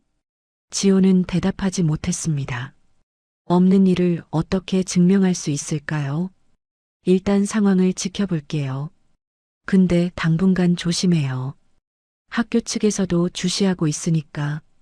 교수실을 나왔습니다. 복도가 길게 느껴졌습니다. 다리에 힘이 풀렸습니다. 지호는 화장실로 들어가 세면대 앞에 섰습니다. 거울 속 자신의 얼굴이 창백했습니다. 눈 밑에 그늘이 져 있었습니다. 며칠째 제대로 잠을 못 잔 탓이었습니다. 손을 씻으며 생각했습니다. 누가 이런 짓을 하는 걸까요? 답은 뻔했습니다. 주원이었습니다. 아니면 주원의 지시를 받은 누군가. 그날 저녁 택시를 운행하다가 또 다른 일이 벌어졌습니다. 손님을 태우고 목적지에 도착했습니다. 요금을 계산하려는데 손님이 지호의 얼굴을 유심히 바라보았습니다. 30대 중반쯤 되어 보이는 남자였습니다. 혹시 요즘 인터넷에 나오는 그 택시 기사 아니에요? 지호의 손이 멈추었습니다. 재벌 할머니 꼬신 사람. 사진 봤는데 닮았네. 아닙니다. 지호가 짧게 대답했습니다. 아닌 것 같은데? 차 번호도 비슷하던데. 손님이 휴대폰을 꺼내 뭔가를 보여주었습니다. 인터넷 게시물이었습니다. 거기에 지호의 택시 번호판 사진이 올라와 있었습니다. 이거 당신 차 맞죠? 지호는 아무 대답도 하지 못했습니다. 손님이 킥킥 웃으며 요금을 던지듯 놓고 내렸습니다. 대단하네. 택시 몰면서 재벌 노리고. 지호는 한참 동안 그 자리에 앉아 있었습니다. 손이 떨렸습니다. 분노 때문인지 수치심 때문인지 알 수 없었습니다. 다음 날 택시 플랫폼에서 연락이 왔습니다. 박지호 기사님, 민원이 접수되었습니다. 고객 응대 불량건으로요. 불량이라니요? 무슨 민원이요? 자세한 내용은 말씀드리기 어렵습니다. 일단 계정을 일시 정지 처리합니다. 잠깐요. 저 그런 적 없는데요. 조사 후에 연락드리겠습니다. 일방적인 통보였습니다. 지호는 휴대폰을 내려놓고 한숨을 쉬었습니다. 계정이 정지되면 택시를 운행할 수 없었습니다. 수입이 끊기는 것이었습니다. 그날 밤 여동생이 입원한 병원에서 전화가 왔습니다. 박지호 씨, 다음 주에 예정된 검사가 있는데요. 추가 비용이 발생합니다. 얼마나요? 80만 원 정도요. 지호는 눈을 감았습니다. 통장 잔고가 얼마나 남았는지 알고 있었습니다. 20만 원도 채 되지 않았습니다. 택시 계정까지 정지된 지금 돈을 구할 방법이 없었습니다. 네, 알겠습니다. 전화를 끊고 방 안에 홀로 앉아 있었습니다. 불을 켜지 않아서 어두웠습니다. 창문으로 들어오는 가로등 불빛만이 희미하게 방을 비추고 있었습니다. 지호는 무릎 위에 손을 올려놓고 생각했습니다. 지금 여림에게 연락하면 돈을 줄 것이었습니다. 당장이라도. 하지만 그렇게 하면 소문이 사실이 되는 것이었습니다. 돈 때문에 접근한 게 맞게 되어버리는 것이었습니다. 지호는 고개를 저었습니다. 그건 안 됐습니다. 며칠 후 지호는 익명 게시물들을 하나하나 분석하기 시작했습니다. 글이 처음 올라온 시간, 공유된 패턴, 사용된 표현들. 지호는 그것들을 엑셀 파일에 정리했습니다. 처음 글이 올라온 건 주원을 만난 다음 날 오전 9시였습니다. 그리고 비슷한 내용의 글이 여러 커뮤니티에 동시에 퍼졌습니다. 지호는 공유 패턴을 추적했습니다. 첫 공유자들의 아이디를 확인했습니다. 대부분 가입한 지 며칠 안 된 새 계정이었습니다. 의도적으로 만들어진 계정들이 분명했습니다. 그리고 하나 더. 지호의 택시 번호판 사진이 올라온 시간은 커피숍에서 주원을 만난 직후였습니다. 누군가 지호의 차를 촬영한 것이었습니다. 블랙박스 메모리를 훔쳐간 그날, 지호는 확신했습니다. 이건 우연이 아니었습니다. 계획된 공격이었습니다. 지호가 증거를 정리하고 있을 때 휴대폰이 울렸습니다. 여림이었습니다. 지호 씨, 괜찮아요? 인터넷에 이상한 글이 돌던데. 여림의 목소리가 걱정으로 가득 차 있었습니다. 알고 계셨어요? 오늘 비서한테 들었어요. 내가 어떻게 해줄까요? 해명 기사라도. 아니요. 괜찮습니다. 괜찮지 않잖아요. 다 나 때문인데. 여림의 목소리가 떨렸습니다. 할머니 탓 아니에요. 그리고 제가 알아서 할게요. 어떻게요? 기록으로 싸울 거예요. 증거를 모아서요. 지호는 담담하게 말했습니다. 할머니는 움직이지 마세요. 괜히 나서시면 일이 더 커져요. 지호 씨, 저 혼자 할 수 있어요. 믿어주세요. 전화를 끊고 지호는 다시 노트북 화면을 바라보았습니다. 정리한 증거들이 화면에 떠 있었습니다. 아직 부족했습니다. 하지만 조금씩 모이고 있었습니다. 그날 밤 지호는 여림의 저택에서 받아온 서류 복사본을 다시 펼쳤습니다. 저택에 갔을 때 잠깐 본 보험금 서류와 사고 기사 스크랩. 그때 찍어둔 사진이었습니다. 사고 날짜를 확인했습니다. 20년 전 겨울이었습니다. 그리고 보호자 동의 서명란에 있는 글씨. 지호는 자신의 옛날 서류를 꺼냈습니다. 고등학교 때 제출했던 보호자 동의서. 거기에 적힌 보호자 서명. 두 서명을 나란히 놓고 비교했습니다. 닮아 있었습니다. 글씨체가, 특히 히읗 받침을 쓰는 방식이 똑같았습니다. 지호는 심장이 빠르게 뛰는 것을 느꼈습니다. 내가 그 손주일 수도 있다. 그 생각이 머릿속을 떠나지 않았습니다. 지호는 밤새 잠을 이루지 못했습니다. 머릿속에서 퍼즐 조각들이 맞춰지고 있었습니다. 20년 전 사고 기사, 보험금 지급 서류, 보호자 서명의 필체, 그리고 가족사진 속 아기의 얼굴. 모든 것이 하나의 방향을 가리키고 있었습니다. 하지만 확신이 필요했습니다. 추측만으로는 부족했습니다. 다음 날 아침, 지호는 주민센터로 향했습니다. 자신의 기본 증명서와 가족관계 증명서를 떼러간 것이었습니다. 창구에서 서류를 받아들고 한쪽 구석에 서서 내용을 확인했습니다. 출생일, 출생지, 부모 이름. 지호는 그 내용을 이미 알고 있었습니다. 아버지는 박정수, 어머니는 김은희. 둘 다 지호가 어릴 때 돌아가셨다고 들었습니다. 그래서 지호는 외삼촌 집에서 자랐죠. 하지만 뭔가 이상했습니다. 지호는 서류를 다시 읽었습니다. 출생신고일이 눈에 들어왔습니다. 출생일보다 3개월이나 늦었습니다. 보통 출생신고는 한 달 안에 하는 것이 일반적인데, 지호는 휴대폰을 꺼내 검색을 시작했습니다. 20년 전 발생한 교통사고 기사, 한진그룹 관련. 검색 결과가 나왔습니다. 한진그룹 창업주 며느리와 손주, 교통사고로 사망. 기사 날짜는 지호의 출생신고일보다 2달 전이었습니다. 지호는 심장이 빠르게 뛰는 것을 느꼈습니다. 기사를 더 읽어 내려갔습니다.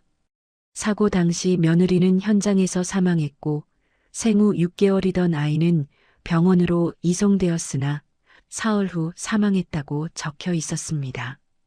하지만 지호는 다른 기사를 발견했습니다. 사고 직후 올라온 속보 기사였습니다. 아이는 중상을 입었으나 생명에는 지장이 없는 것으로 알려졌다. 지호는 두 기사를 번갈아 보았습니다. 앞뒤가 맞지 않았습니다.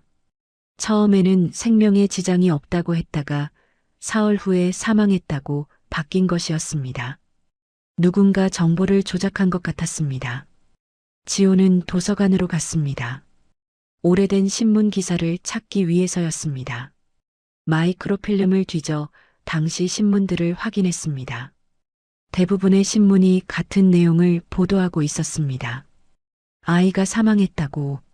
하지만 한 지역 신문에서 다른 내용을 발견했습니다. 사고 당시 아이를 치료한 의료진에 따르면 아이의 상태는 안정적이었으며 퇴원 예정이었다. 그러나 갑작스러운 사망 발표에 의문을 제기하는 목소리도 있다. 지호는 손이 떨렸습니다. 이 기사는 다른 신문에서는 찾아볼 수 없는 내용이었습니다. 누군가 이 정보를 묻어버린 것 같았습니다.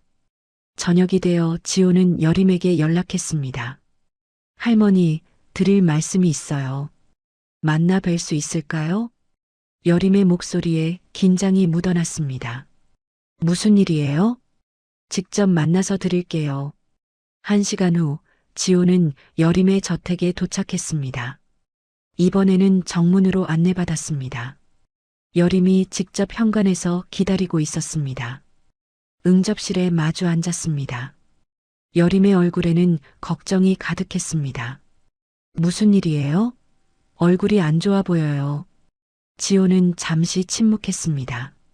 그리고 천천히 입을 열었습니다. 할머니, 손주분 사고 당시 기사를 봤어요. 여림의 표정이 굳어졌습니다. 왜 그걸? 이상한 점이 있었어요. 처음 속보에서는 아이가 생명에 지장 없다고 했어요. 근데 사흘 후에 갑자기 사망했다고 바뀌었어요. 여림은 아무 말도 하지 못했습니다. 입술이 파르르 떨렸습니다. 할머니, 손주분이 정말 돌아가셨어요? 여림의 눈에서 눈물이 흘러내렸습니다. 대답하지 않았습니다. 하지만 그 침묵이 대답이었습니다. 지호는 품에서 서류를 꺼냈습니다. 자신의 출생증명서와 보호자, 동의서, 복사본이었습니다. 이 서명 좀 봐주세요. 여림이 떨리는 손으로 서류를 받았습니다. 서명을 보는 순간 여림의 얼굴이 새하얗게 변했습니다. 이건 제 서류에 있는 보호자 서명이에요. 할머니 집에서 본 서류의 서명과 똑같아요. 여림이 지호를 바라보았습니다. 눈물이 멈추지 않았습니다. 누가 저를 데려갔어요? 할머니, 누가 저를 죽은 걸로 만들고 다른 곳에 숨긴 거예요? 여림이 입을 열었습니다. 목소리가 심하게 떨렸습니다. 그건 내 잘못이야. 지호는 숨을 멈추었습니다. 뭐라고요? 사고 후에 주원 아버지가 왔어. 그때 남편은 이미 돌아가시고 없었고 아들도 병으로 먼저 갔어. 며느리와 손주만 남았는데 여림의 목소리가 갈라졌습니다. 주원 아버지가 그랬어. 손주가 살아있으면 경영권이 넘어간다고. 자기가 맡아서 잘 키워주겠다고. 나는 그때 정신이 없었어. 며느리를 잃은 충격으로. 그래서요? 손주를 넘겼어. 죽은 걸로 하고 다른 가정에 맡기기로 했어. 그게 손주를 지키는 길이라고 생각했어. 지호는 머리가 하얘지는 것 같았습니다. 심장이 멎은 것 같았습니다. 저요? 그 손주가? 여림이 고개를 끄덕였습니다. 얼굴이 눈물로 범벅이 되어 있었습니다. 확신은 못했어.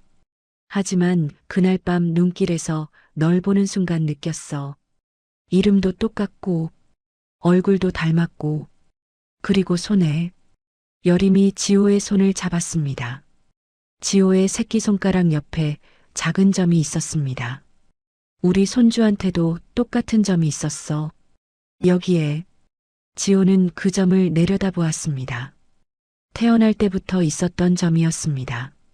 아무 의미 없다고 생각했던 점이. DNA 검사를 해야 해요. 지호가 말했습니다. 목소리가 떨렸지만 눈빛은 단호했습니다. 확실하게 알아야 해요.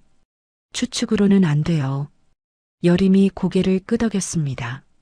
알았어. 내일 당장 해. 다음 날 지호와 여림은 대학병원 유전자 검사센터를 찾았습니다. 검체를 채취하고 결과를 기다렸습니다. 일주일이 걸린다고 했습니다. 그 일주일이 한 달처럼 길게 느껴졌습니다. 결과가 나온 날 지호는 떨리는 손으로 봉투를 열었습니다. 친자관계 확률 99.99%. 지호는 그 숫자를 멍하니 바라보았습니다. 글자가 흐릿하게 보였습니다. 눈에 뭔가가 고인 것 같았습니다. 지호야. 여림이 지호를 불렀습니다. 처음으로 반말을 했습니다. 우리 지호, 살아있었구나. 여림이 지호를 끌어안았습니다. 마른 몸이었지만 힘이 느껴졌습니다. 20년 동안 묻어두었던 그리움이 터져 나오는 것 같았습니다. 죽은 줄 알았어. 20년 동안 죽은 손주 생각하면서 살았어. 제사상도 차리고 사진도 보면서. 근데 살아있었어. 내 앞에. 여림의 어깨가 들썩였습니다. 흐느낌이 새어나왔습니다. 지호도 눈물이 흘렀습니다. 참으려 했지만 참을 수가 없었습니다. 저도요. 저도 가족이 없는 줄 알았어요. 외삼촌이 다 돌아가셨다고 했어요. 그래서 혼자인 줄 알았어요. 근데 말이 이어지지 않았습니다. 목이 메었습니다. 나는 살아남았지만 내 인생도 잃어버렸어요. 부모님도 할머니도 다 잃어버린 채로 살았어요. 여림이 지호의 얼굴을 두 손으로 감쌌습니다. 주름진 손이었지만 따뜻했습니다. 미안해. 정말 미안해. 할머니가 잘못했어. 널 보낼 게 아니었어. 지호는 고개를 저었습니다. 할머니 탓 아니에요. 그때는 그게 최선이었던 거죠. 두 사람은 한참 동안 서로를 안고 있었습니다. 20년 만의 재회였습니다. 말로는 다 표현할 수 없는 감정이 흘러넘쳤습니다. 하지만 감동도 잠시 지호의 머릿속에 한 사람이 떠올랐습니다. 한주원. 주원은 이 사실을 알까요? 아니, 처음부터 알고 있었던 건 아닐까요? 지호를 죽은 걸로 만들고 다른 곳에 숨긴 게 주원의 아버지였다면 주원도 그 비밀을 알고 있을 가능성이 높았습니다. 그리고 만약 지호가 친손자라는 게 밝혀지면 경영권 구도가 완전히 바뀌게 됩니다. 주원에게 지호는 제거해야 할 존재였습니다. 지호는 여림을 바라보았습니다. 할머니, 이 사실이 알려지면 주원 상무가 가만히 있지 않을 거예요. 여림의 표정이 굳어졌습니다. 알아. 그래서 더 조심해야 해. 주주총회가 며칠 안 남았어요. 그 전에 주원 상무가 움직일 거예요. 지호는 확신했습니다. 주원은 분명 이미 무언가를 계획하고 있을 것이었습니다. 그날 밤 여림의 비서에게서 급한 연락이 왔습니다. 주원 상무님이 회장님 일정을 확인하고 있습니다. 주주총회 전날 밤 처리하라는 지시가 있었다고 합니다. 처리. 그 단어가 지호의 가슴에 칼처럼 박혔습니다. 주주총회 전날 밤이었습니다. 지호는 여림의 저택으로 향하고 있었습니다. 낮에 통화했을 때 여림의 목소리가 불안하게 들렸기 때문이었습니다. 주원 쪽에서 이상한 움직임이 있다는 이야기를 들은 터라 마음이 급했습니다. 한적한 도로를 달리고 있을 때였습니다. 갑자기 뒤에서 차 한 대가 빠르게 다가왔습니다. 지호는 백미러를 확인했습니다. 검은색 승용차였습니다. 불을 껐는데도 속도를 줄이지 않고 바짝 붙어왔습니다.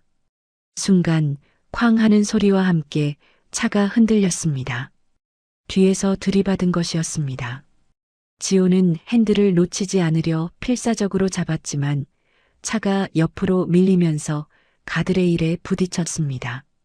머리가 핸들에 부딪혔습니다. 순간 눈앞이 하얘졌습니다. 정신을 차리려 애썼지만 몸이 말을 듣지 않았습니다. 차 문이 열리는 소리가 들렸습니다. 누군가의 손이 지호의 팔을 잡아 끌었습니다. 저항하려 했지만 힘이 나오지 않았습니다. 눈앞이 점점 어두워졌습니다. 정신을 차렸을 때 지호는 낯선 곳에 있었습니다. 콘크리트 벽, 높은 천장, 창문이 없는 공간, 창고 같았습니다. 손목이 케이블 타이로 묶여 있었고 의자에 앉혀져 있었습니다. 머리가 지끈거렸습니다. 이마를 만져보니 피가 말라붙어 있었습니다. 주변을 살폈습니다. 출입문은 철문이었고 한쪽 벽에 환풍구가 있었습니다. 천장에는 형광등 하나가 희미하게 빛나고 있었습니다. 문 앞에 남자 2명이 서 있었습니다. 정장이 아니라 점퍼를 입고 있었습니다. 경호원이라기보다는 하청업체 직원 같은 분위기였습니다. 깨어났네. 한 남자가 지호를 바라보며 말했습니다. 여기가 어디예요? 지호가 물었습니다. 목소리가 갈라졌습니다. 알 필요 없어. 가만히 있어. 남자가 퉁명스럽게 대답했습니다. 지호는 입을 다물었습니다. 지금 저항해봤자 소용없다는 걸 알았습니다. 대신 주변을 더 자세히 관찰하기 시작했습니다. 발소리를 세어보았습니다. 문 앞에 2명 외에 바깥에서 걸어다니는 소리가 들렸습니다. 최소한 1명 더 있는 것 같았습니다. 총 3명. 환풍구의 위치와 크기를 눈으로 측정했습니다. 사람이 통과하기에는 작아 보였습니다. 하지만 불가능하지는 않았습니다. 철문은 안쪽에서 잠금 장치가 보이지 않았습니다. 바깥에서 잠그는 방식인 것 같았습니다. 지호는 시간을 가늠해 보았습니다. 납치당한 게 저녁 8시쯤이었습니다. 지금은 얼마나 지났을까요? 시계가 없어서 정확히 알 수 없었지만 배가 고픈 것으로 보아 최소 대여섯 시간은 지난 것 같았습니다. 새벽 2시나 3시쯤일 거라고 추측했습니다. 주주총회는 오전 10시에 시작됩니다. 남은 시간이 많지 않았습니다. 1시간쯤 지났을 때 문 앞에 남자들이 교대를 했습니다. 한 명이 나가고 다른 한 명이 들어왔습니다. 지호는 그 패턴을 기억했습니다. 2시간 후 다시 교대가 있었습니다. 2시간 간격이었습니다. 지호는 계획을 세우기 시작했습니다. 다음 교대 시간에 문이 열리는 순간이 기회였습니다. 하지만 손이 묶여 있었습니다. 먼저 손을 풀어야 했습니다. 지호는 의자 뒤쪽을 더듬었습니다. 날카로운 것이 필요했습니다. 손가락 끝에 뭔가가 닿았습니다. 의자 등받이의 금속 부분이 살짝 튀어나와 있었습니다. 녹이 슬어서 거칠었습니다. 지호는 조심스럽게 손목에 케이블 타이를 그 부분에 갖다 대고 문지르기 시작했습니다. 소리가 나지 않게 천천히, 남자들이 눈치채지 못하게. 30분쯤 걸렸습니다. 케이블 타이가 끊어졌습니다. 하지만 지호는 손을 풀지 않고 그대로 묶인 척 유지했습니다. 교대 시간이 다가왔습니다. 문 바깥에서 발소리가 들렸습니다. 철문이 열렸습니다. 바로 그 순간이었습니다. 지호는 의자를 밀치며 일어섰습니다. 문 앞에 서 있던 남자가 놀라서 움찔했습니다. 그 틈을 타 지호는 문 쪽으로 달렸습니다. 교대하러 들어오던 남자와 부딪혔습니다. 지호는 몸을 낮추며 그 남자의 옆을 빠져나갔습니다. 등 뒤에서 욕설이 들렸습니다. 발소리가 쫓아왔습니다. 창고 바깥은 넓은 공터였습니다. 새벽이라 어두웠습니다. 멀리 도로에 가로등 불빛이 보였습니다. 지호는 그 방향으로 뛰었습니다. 뒤에서 발소리가 점점 가까워졌습니다. 심장이 터질 것 같았습니다. 다리가 후들거렸지만 멈출 수 없었습니다. 공터 끝에 담장이 있었습니다. 높이는 2m 정도. 지호는 달리던 속도를 이용해 담장을 뛰어넘었습니다. 착지할 때 발목이 삐끗했지만 통증을 무시하고 계속 뛰었습니다. 뒤에서 욕설과 함께 담장을 넘는 소리가 들렸습니다. 하지만 지호가 더 빨랐습니다. 도로에 도착했을 때 마침 택시 한 대가 지나가고 있었습니다. 지호는 손을 들어 택시를 세웠습니다. 택시에 올라타며 외쳤습니다. 빨리요. 그냥 출발해 주세요. 택시 기사가 놀란 표정으로 지호를 보았습니다. 이마에 피가 묻어 있고 옷이 엉망인 모습이었으니까요. 하지만 지호의 다급한 눈빛에 기사는 바로 차를 출발시켰습니다. 뒤를 돌아보니 남자들이 도로에서 멀어지고 있었습니다. 살았습니다. 지호는 좌석에 몸을 기대고 거친 숨을 몰아쉬었습니다. 손이 떨렸습니다. 하지만 안심할 시간이 없었습니다. 시계를 확인했습니다. 새벽 5시, 주주총회까지 5시간 남았습니다. 지호는 먼저 여림의 저택으로 향했습니다. 경찰에 가면 시간이 너무 오래 걸릴 것이었습니다. 증거부터 확보해야 했습니다. 저택 후문에 도착했습니다. 이전에 외워둔 경호원 순찰 패턴이 도움이 되었습니다. 경호원이 정원 반대쪽으로 이동한 틈을 타 담을 넘었습니다. 여림의 방으로 갔습니다. 여림은 침대에 누워 있었습니다. 얼굴이 창백했고 옆에 약병이 놓여 있었습니다. 수면 유도제인 것 같았습니다. 주원이 여림에게 약을 먹인 것이었습니다. 지호는 여림을 깨우지 않았습니다. 대신 여림이 말해주었던 장소로 갔습니다. 서재 안쪽의 비밀 서랍. 거기에 중요한 서류들이 있다고 했습니다. 서랍을 열었습니다. 안에 USB와 서류 뭉치, 그리고 녹음기가 있었습니다. 여림이 만일을 대비해 숨겨둔 것들이었습니다. 주원의 지시 통화 녹음, 조작된 문서의 원본, 그리고 20년 전 사고 관련 증거들. 지호는 그것들을 챙겨서 저택을 빠져나왔습니다. 오전 9시 지호는 주주총회가 열리는 호텔에 도착했습니다. 입구에는 경비가 삼엄했습니다. 기자들이 몰려 있었고 관계자 외에는 출입이 통제되고 있었습니다. 지호는 정면으로는 들어갈 수 없다는 걸 알았습니다. 지호는 한 기자에게 다가갔습니다. 경제지 기자처럼 보이는 사람이었습니다. 한진그룹 관련 특종이 있어요. 들어보실래요? 기자의 눈이 반짝였습니다. 지호는 증거의 일부를 보여주었습니다. 녹음 파일의 일부와 조작된 문서 사진. 기자의 표정이 점점 심각해졌습니다. 이게 사실이에요? 사실이에요. 주주총회장에서 공개하려고 해요. 도와줄 수 있어요? 기자가 잠시 생각하더니 고개를 끄덕였습니다. 기자 패스가 하나 더 있어요. 이걸로 들어가요. 10시 정각 주주총회가 시작되었습니다. 주원이 단상에 올랐습니다. 깔끔한 정장에 자신감 넘치는 표정이었습니다. 주주들 앞에서 경영 실적을 발표하고 앞으로의 계획을 설명했습니다. 이번 주주총회를 통해 새로운 도약을 준비하겠습니다. 주원의 목소리는 부드러웠지만 그 안에는 야망이 숨어 있었습니다. 바로 그때였습니다. 회의장 뒷문이 열렸습니다. 지호가 들어왔습니다. 이마에 붕대를 감고 옷은 여전히 엉망이었지만 눈빛만은 단호했습니다. 잠깐요. 지호의 목소리가 회의장에 울렸습니다. 모든 시선이 지호에게 쏠렸습니다. 주원의 얼굴이 순간 굳었습니다. 하지만 금방 여유로운 표정을 되찾았습니다. 누구신지? 여긴 관계자 외 출입 금지입니다. 저도 관계자예요. 한여림 회장님의 친손자 박지호입니다. 회의장이 술렁였습니다.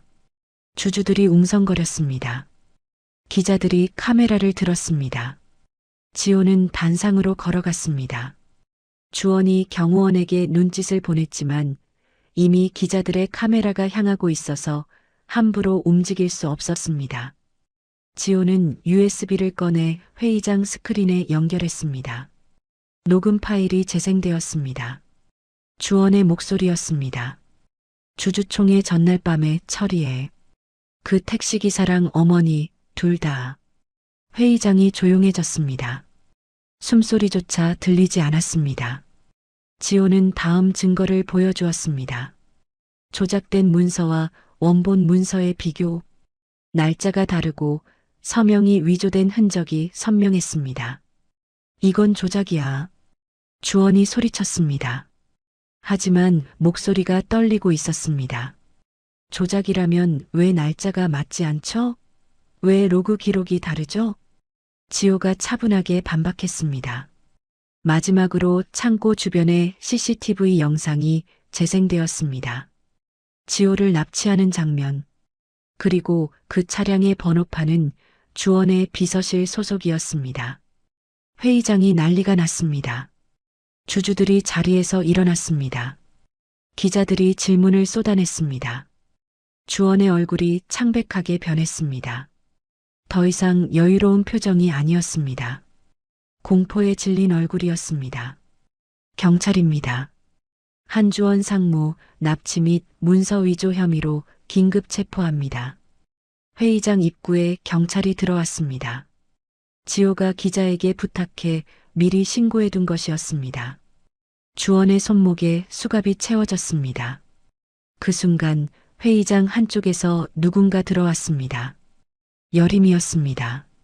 얼굴이 창백했지만 눈빛은 살아있었습니다. 여림이 지호에게 다가왔습니다. 떨리는 손으로 지호의 손을 잡았습니다. 내 손주 맞지? 우리 지호. 지호는 고개를 끄덕였습니다. 눈에 뜨거운 것이 고였습니다. 네, 할머니. 저예요. 주주총회가 끝난 후 세상이 뒤집어졌습니다. 뉴스마다 한진그룹 사태가 헤드라인을 장식했습니다. 한주원 상무 긴급 체포, 납치 및 문서 위조 혐의, 대기업 경영권 분쟁의 충격적 진실. 기자들이 연일 보도를 쏟아냈고 인터넷에는 관련 기사가 넘쳐났습니다. 지호는 경찰 조사를 받았습니다. 납치당한 경위, 탈출 과정, 그리고 증거를 확보한 방법까지 상세하게 진술했습니다. 조사는 이틀에 걸쳐 진행되었습니다. 지호의 진술은 일관되었고 증거들은 명확했습니다. 주원은 구치소에 수감되었습니다. 하지만 첫 번째 접견에서 주원은 혐의를 전면 부인했습니다. 모든 게 조작이라고 주장했습니다.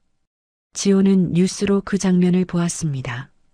주원이 접견실에서 기자들을 향해 말하는 모습이었습니다. 이건 음모입니다.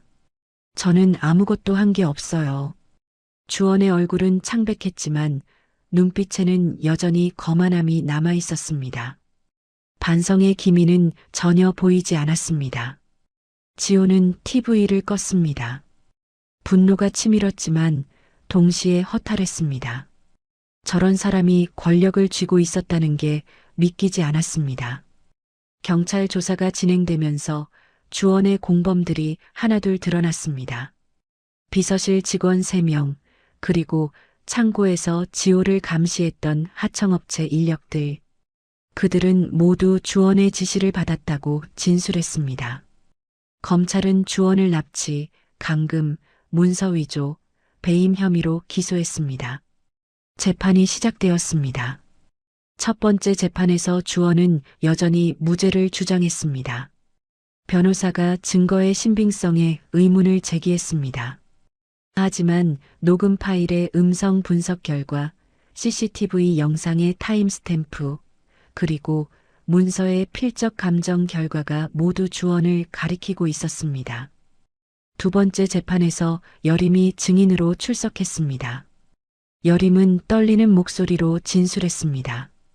20년 전에 주원의 아버지가 제 손주를 죽은 것으로 위장하고 데려갔어요.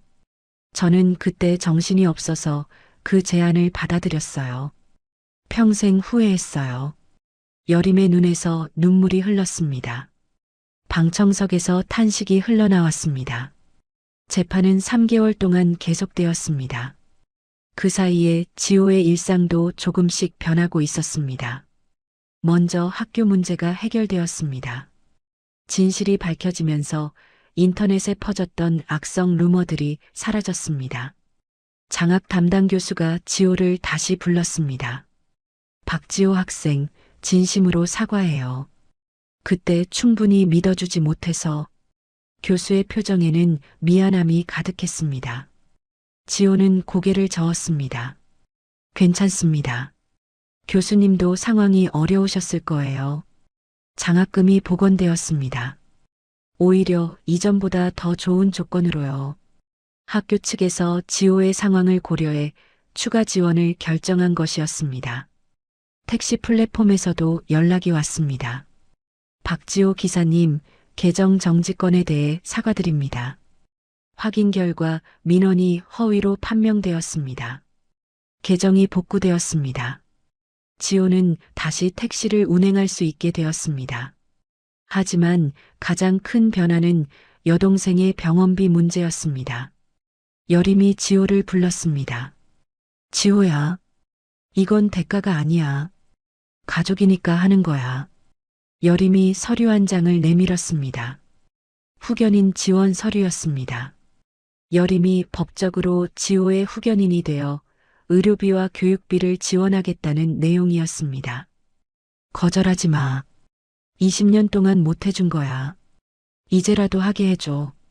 지호는 한참 동안 서류를 바라보았습니다. 가슴이 뜨거워졌습니다. 감사합니다. 할머니, 여동생의 검사비와 치료비가 해결되었습니다. 병원에서는 더 좋은 치료를 받을 수 있게 되었습니다. 여동생이 웃는 얼굴로 지호에게 말했습니다. 오빠, 이제 밤에 택시 안 몰아도 돼? 응. 이제 조금 쉴 수 있을 것 같아. 지호는 웃었습니다. 오랜만에 짓는 편안한 웃음이었습니다. 하지만 모든 것이 완전히 해결된 건 아니었습니다. 지호는 밤마다 악몽을 꾸었습니다. 창고에 갇혀있던 기억, 뒤에서 쫓아오던 발소리, 차에 부딪혔을 때의 충격. 그것들이 잠들면 찾아왔습니다. 땀에 젖어 깨어나는 밤이 많았습니다. 그리고 학교에서의 시선도 완전히 바뀌지는 않았습니다. 악성 루머는 사라졌지만 사람들이 던졌던 돌의 기억은 남아 있었습니다. 복도에서 마주치는 학생들의 눈빛이 예전과 달랐습니다. 미안해하는 눈빛도 있었지만 어색해하는 눈빛도 있었습니다. 야, 걔 알고 보니까 재벌 손주였대. 진짜? 대박. 그래서 그랬구나. 수군거리는 소리가 들렸습니다. 예전과는 다른 내용이었지만 수군거림 자체는 계속되었습니다. 지호는 그것을 담담하게 받아들였습니다. 사람들의 인식이 하루아침에 바뀌지 않는다는 걸 알았습니다. 여림도 완전히 회복되지는 않았습니다. 주원에게 당한 일의 충격, 그리고 20년 동안 죽은 줄 알았던 손주가 살아있었다는 사실, 그것들이 여림의 마음에 깊은 상처를 남겼습니다. 여림은 가끔 멍하니 창밖을 바라보았습니다. 지호가 말을 걸어도 한참 후에야 반응했습니다.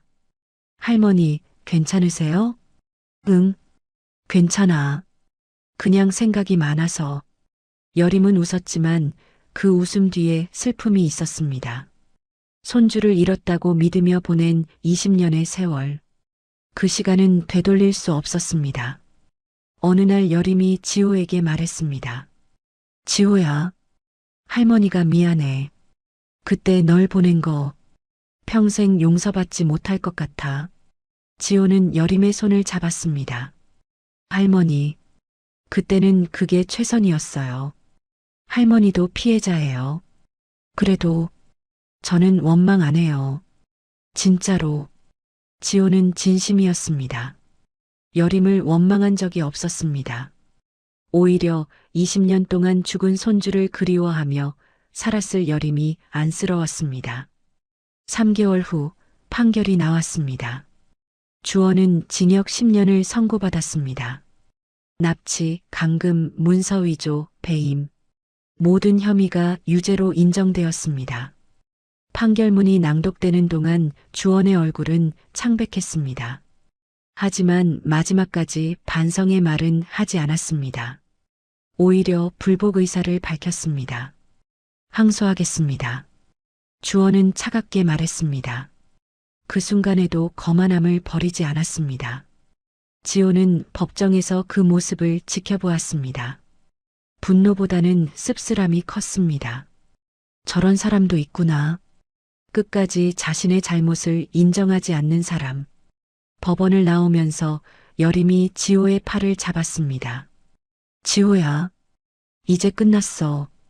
지호는 고개를 끄덕였습니다.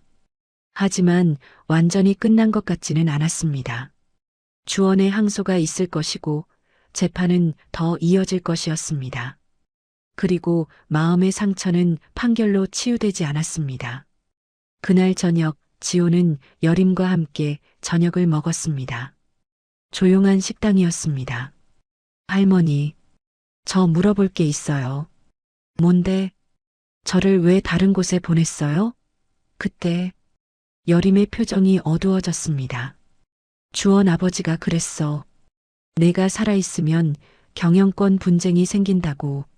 너를 안전하게 키워주겠다고. 나는 그때 며느리를 잃은 충격으로 정신이 없었어. 그 말을 믿었어. 후회하세요? 여림의 눈에 눈물이 고였습니다.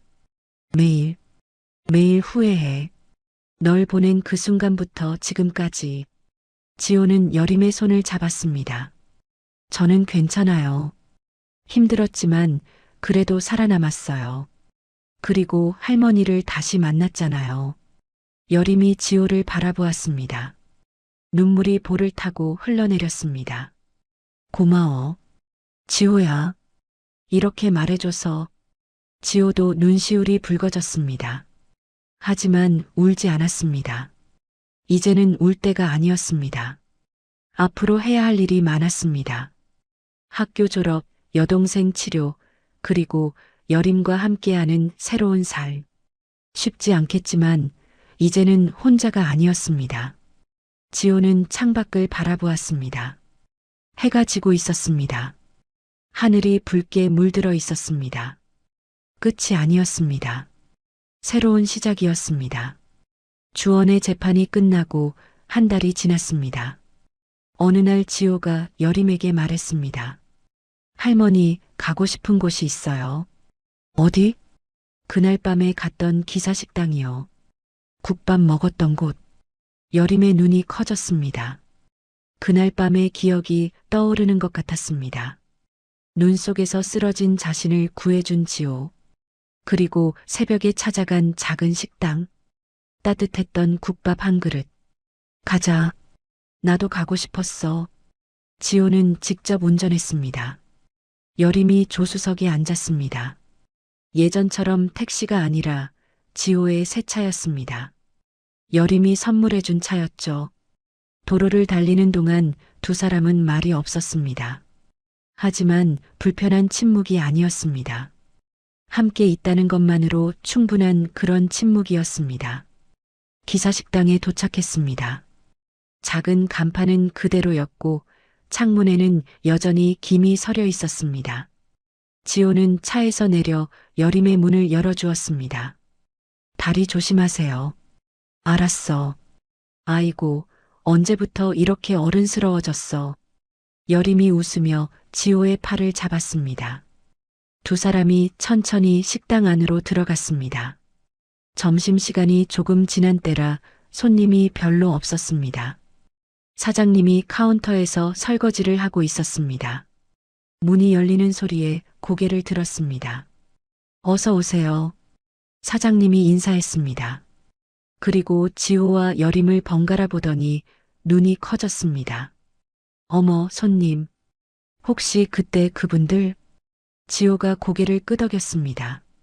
네. 몇 달 전에 새벽에 왔었어요. 눈 오던 날. 사장님의 얼굴이 환해졌습니다. 그리고 여림을 보더니 더 놀랐습니다. 아이고, 그때 할머니셨구나. 뉴스에서 봤어요. 한진그룹 회장님. 세상에. 사장님이 손을 내저었습니다. 그날 제가 좀 그랬죠. 할머니 행색 보고 이상하게 생각했어요. 정말 죄송해요. 여림이 고개를 저었습니다. 괜찮아요. 그때는 제가 정말 그렇게 보였을 거예요. 지호와 여림은 구석자리에 앉았습니다. 그날 밤과 같은 자리였습니다. 국밥 2그릇이요. 지호가 주문했습니다. 잠시 후 김이 모락모락 나는 국밥 2그릇이 나왔습니다.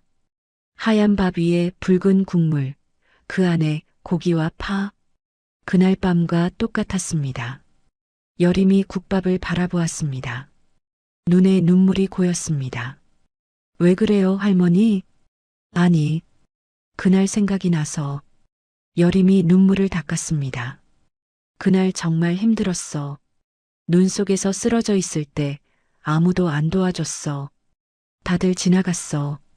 그런데 내가 왔어. 지호는 아무 말도 하지 않았습니다. 국밥 먹으면서 울었잖아. 오랜만에 따뜻한 거 먹어서. 그리고 내가 내 얘기 들어줘서. 그게 얼마나 고마웠는지 몰라. 여림이 숟가락을 들었습니다. 손이 살짝 떨렸습니다. 그때는 몰랐어. 내가 내 손주라는 거. 그냥 따뜻한 사람이라고만 생각했어. 근데 알고 보니까 내 손주였어. 세상에 이런 인연이 있구나. 지호도 숟가락을 들었습니다. 저도 몰랐어요. 그냥 쓰러진 분이 있어서 도와드린 거였어요. 근데 그게 할머니였어요. 두 사람은 마주보며 웃었습니다. 그리고 국밥을 먹기 시작했습니다. 따뜻한 국물이 목을 타고 내려갔습니다. 그날 밤의 국밥보다 더 맛있게 느껴졌습니다. 이제는 서로가 누군지 알기 때문이었습니다. 국밥을 반쯤 먹었을 때 식당 문이 열렸습니다. 지호의 여동생이 들어왔습니다. 지호가 미리 연락해둔 것이었습니다. 오빠. 여동생이 환하게 웃으며 다가왔습니다. 얼굴에 혈색이 돌아 있었습니다. 몇 달 전보다 훨씬 건강해 보였습니다. 여기 앉아. 국밥 시켜줄게. 지호가 의자를 빼주었습니다. 여동생이 여림 옆에 앉았습니다. 할머니, 안녕하세요. 그래. 많이 좋아졌구나. 여림이 여동생의 손을 잡았습니다. 오빠가 걱정 많이 했어요. 할머니 덕분에 치료 잘 받고 있어요. 감사해요. 고마운 건 나야.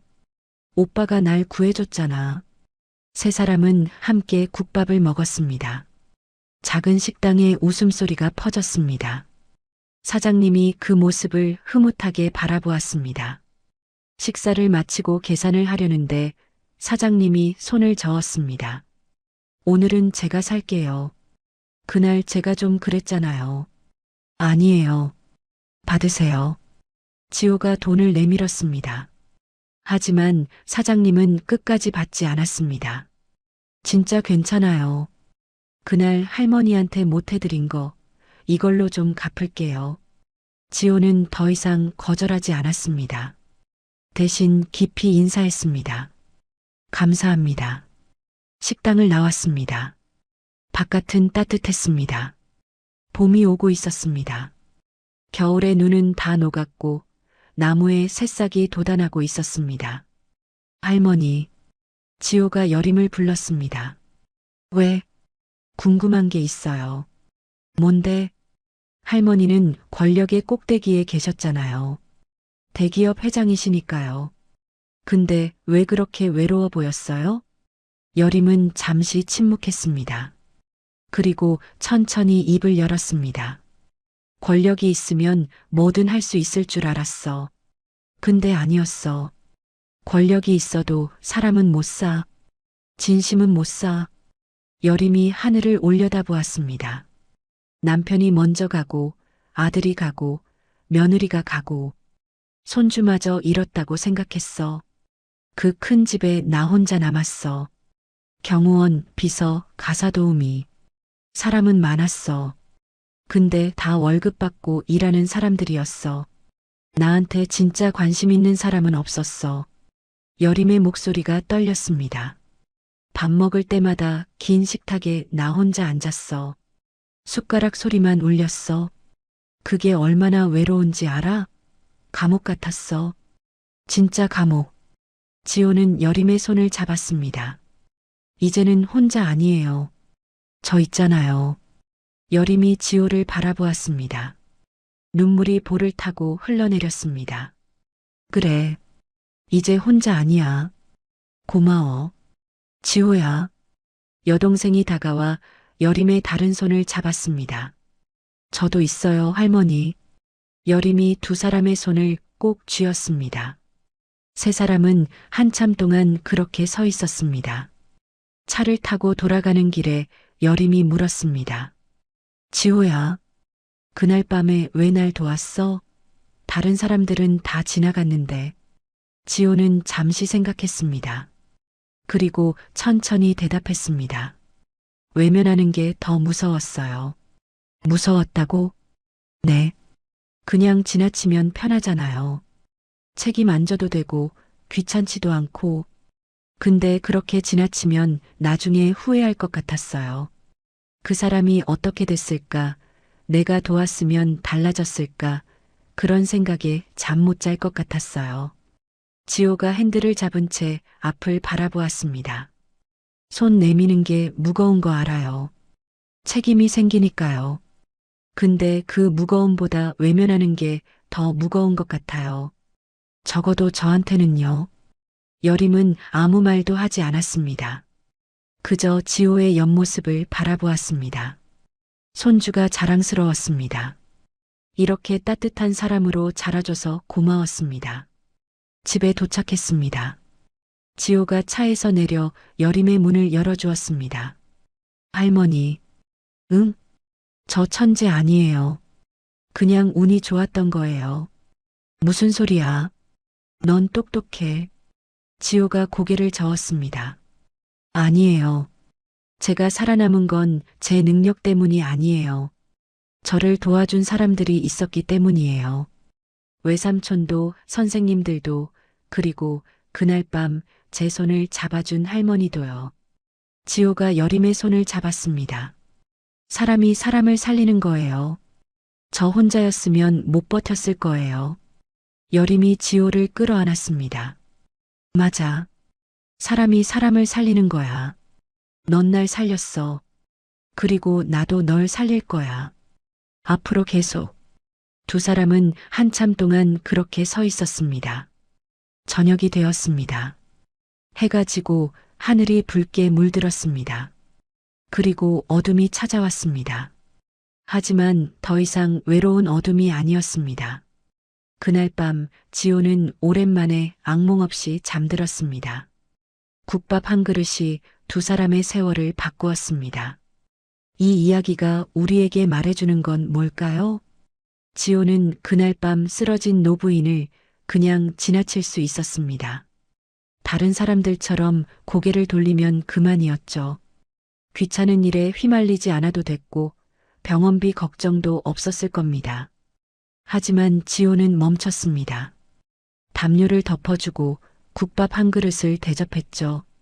그 작은 선택이 두 사람의 인생을 완전히 바꿔놓았습니다. 돈이 아니었습니다. 권력도 아니었습니다. 그저 쓰러진 사람 앞에서 외면하지 않은 것. 그게 전부였습니다. 우리는 매일 선택의 순간과 마주합니다.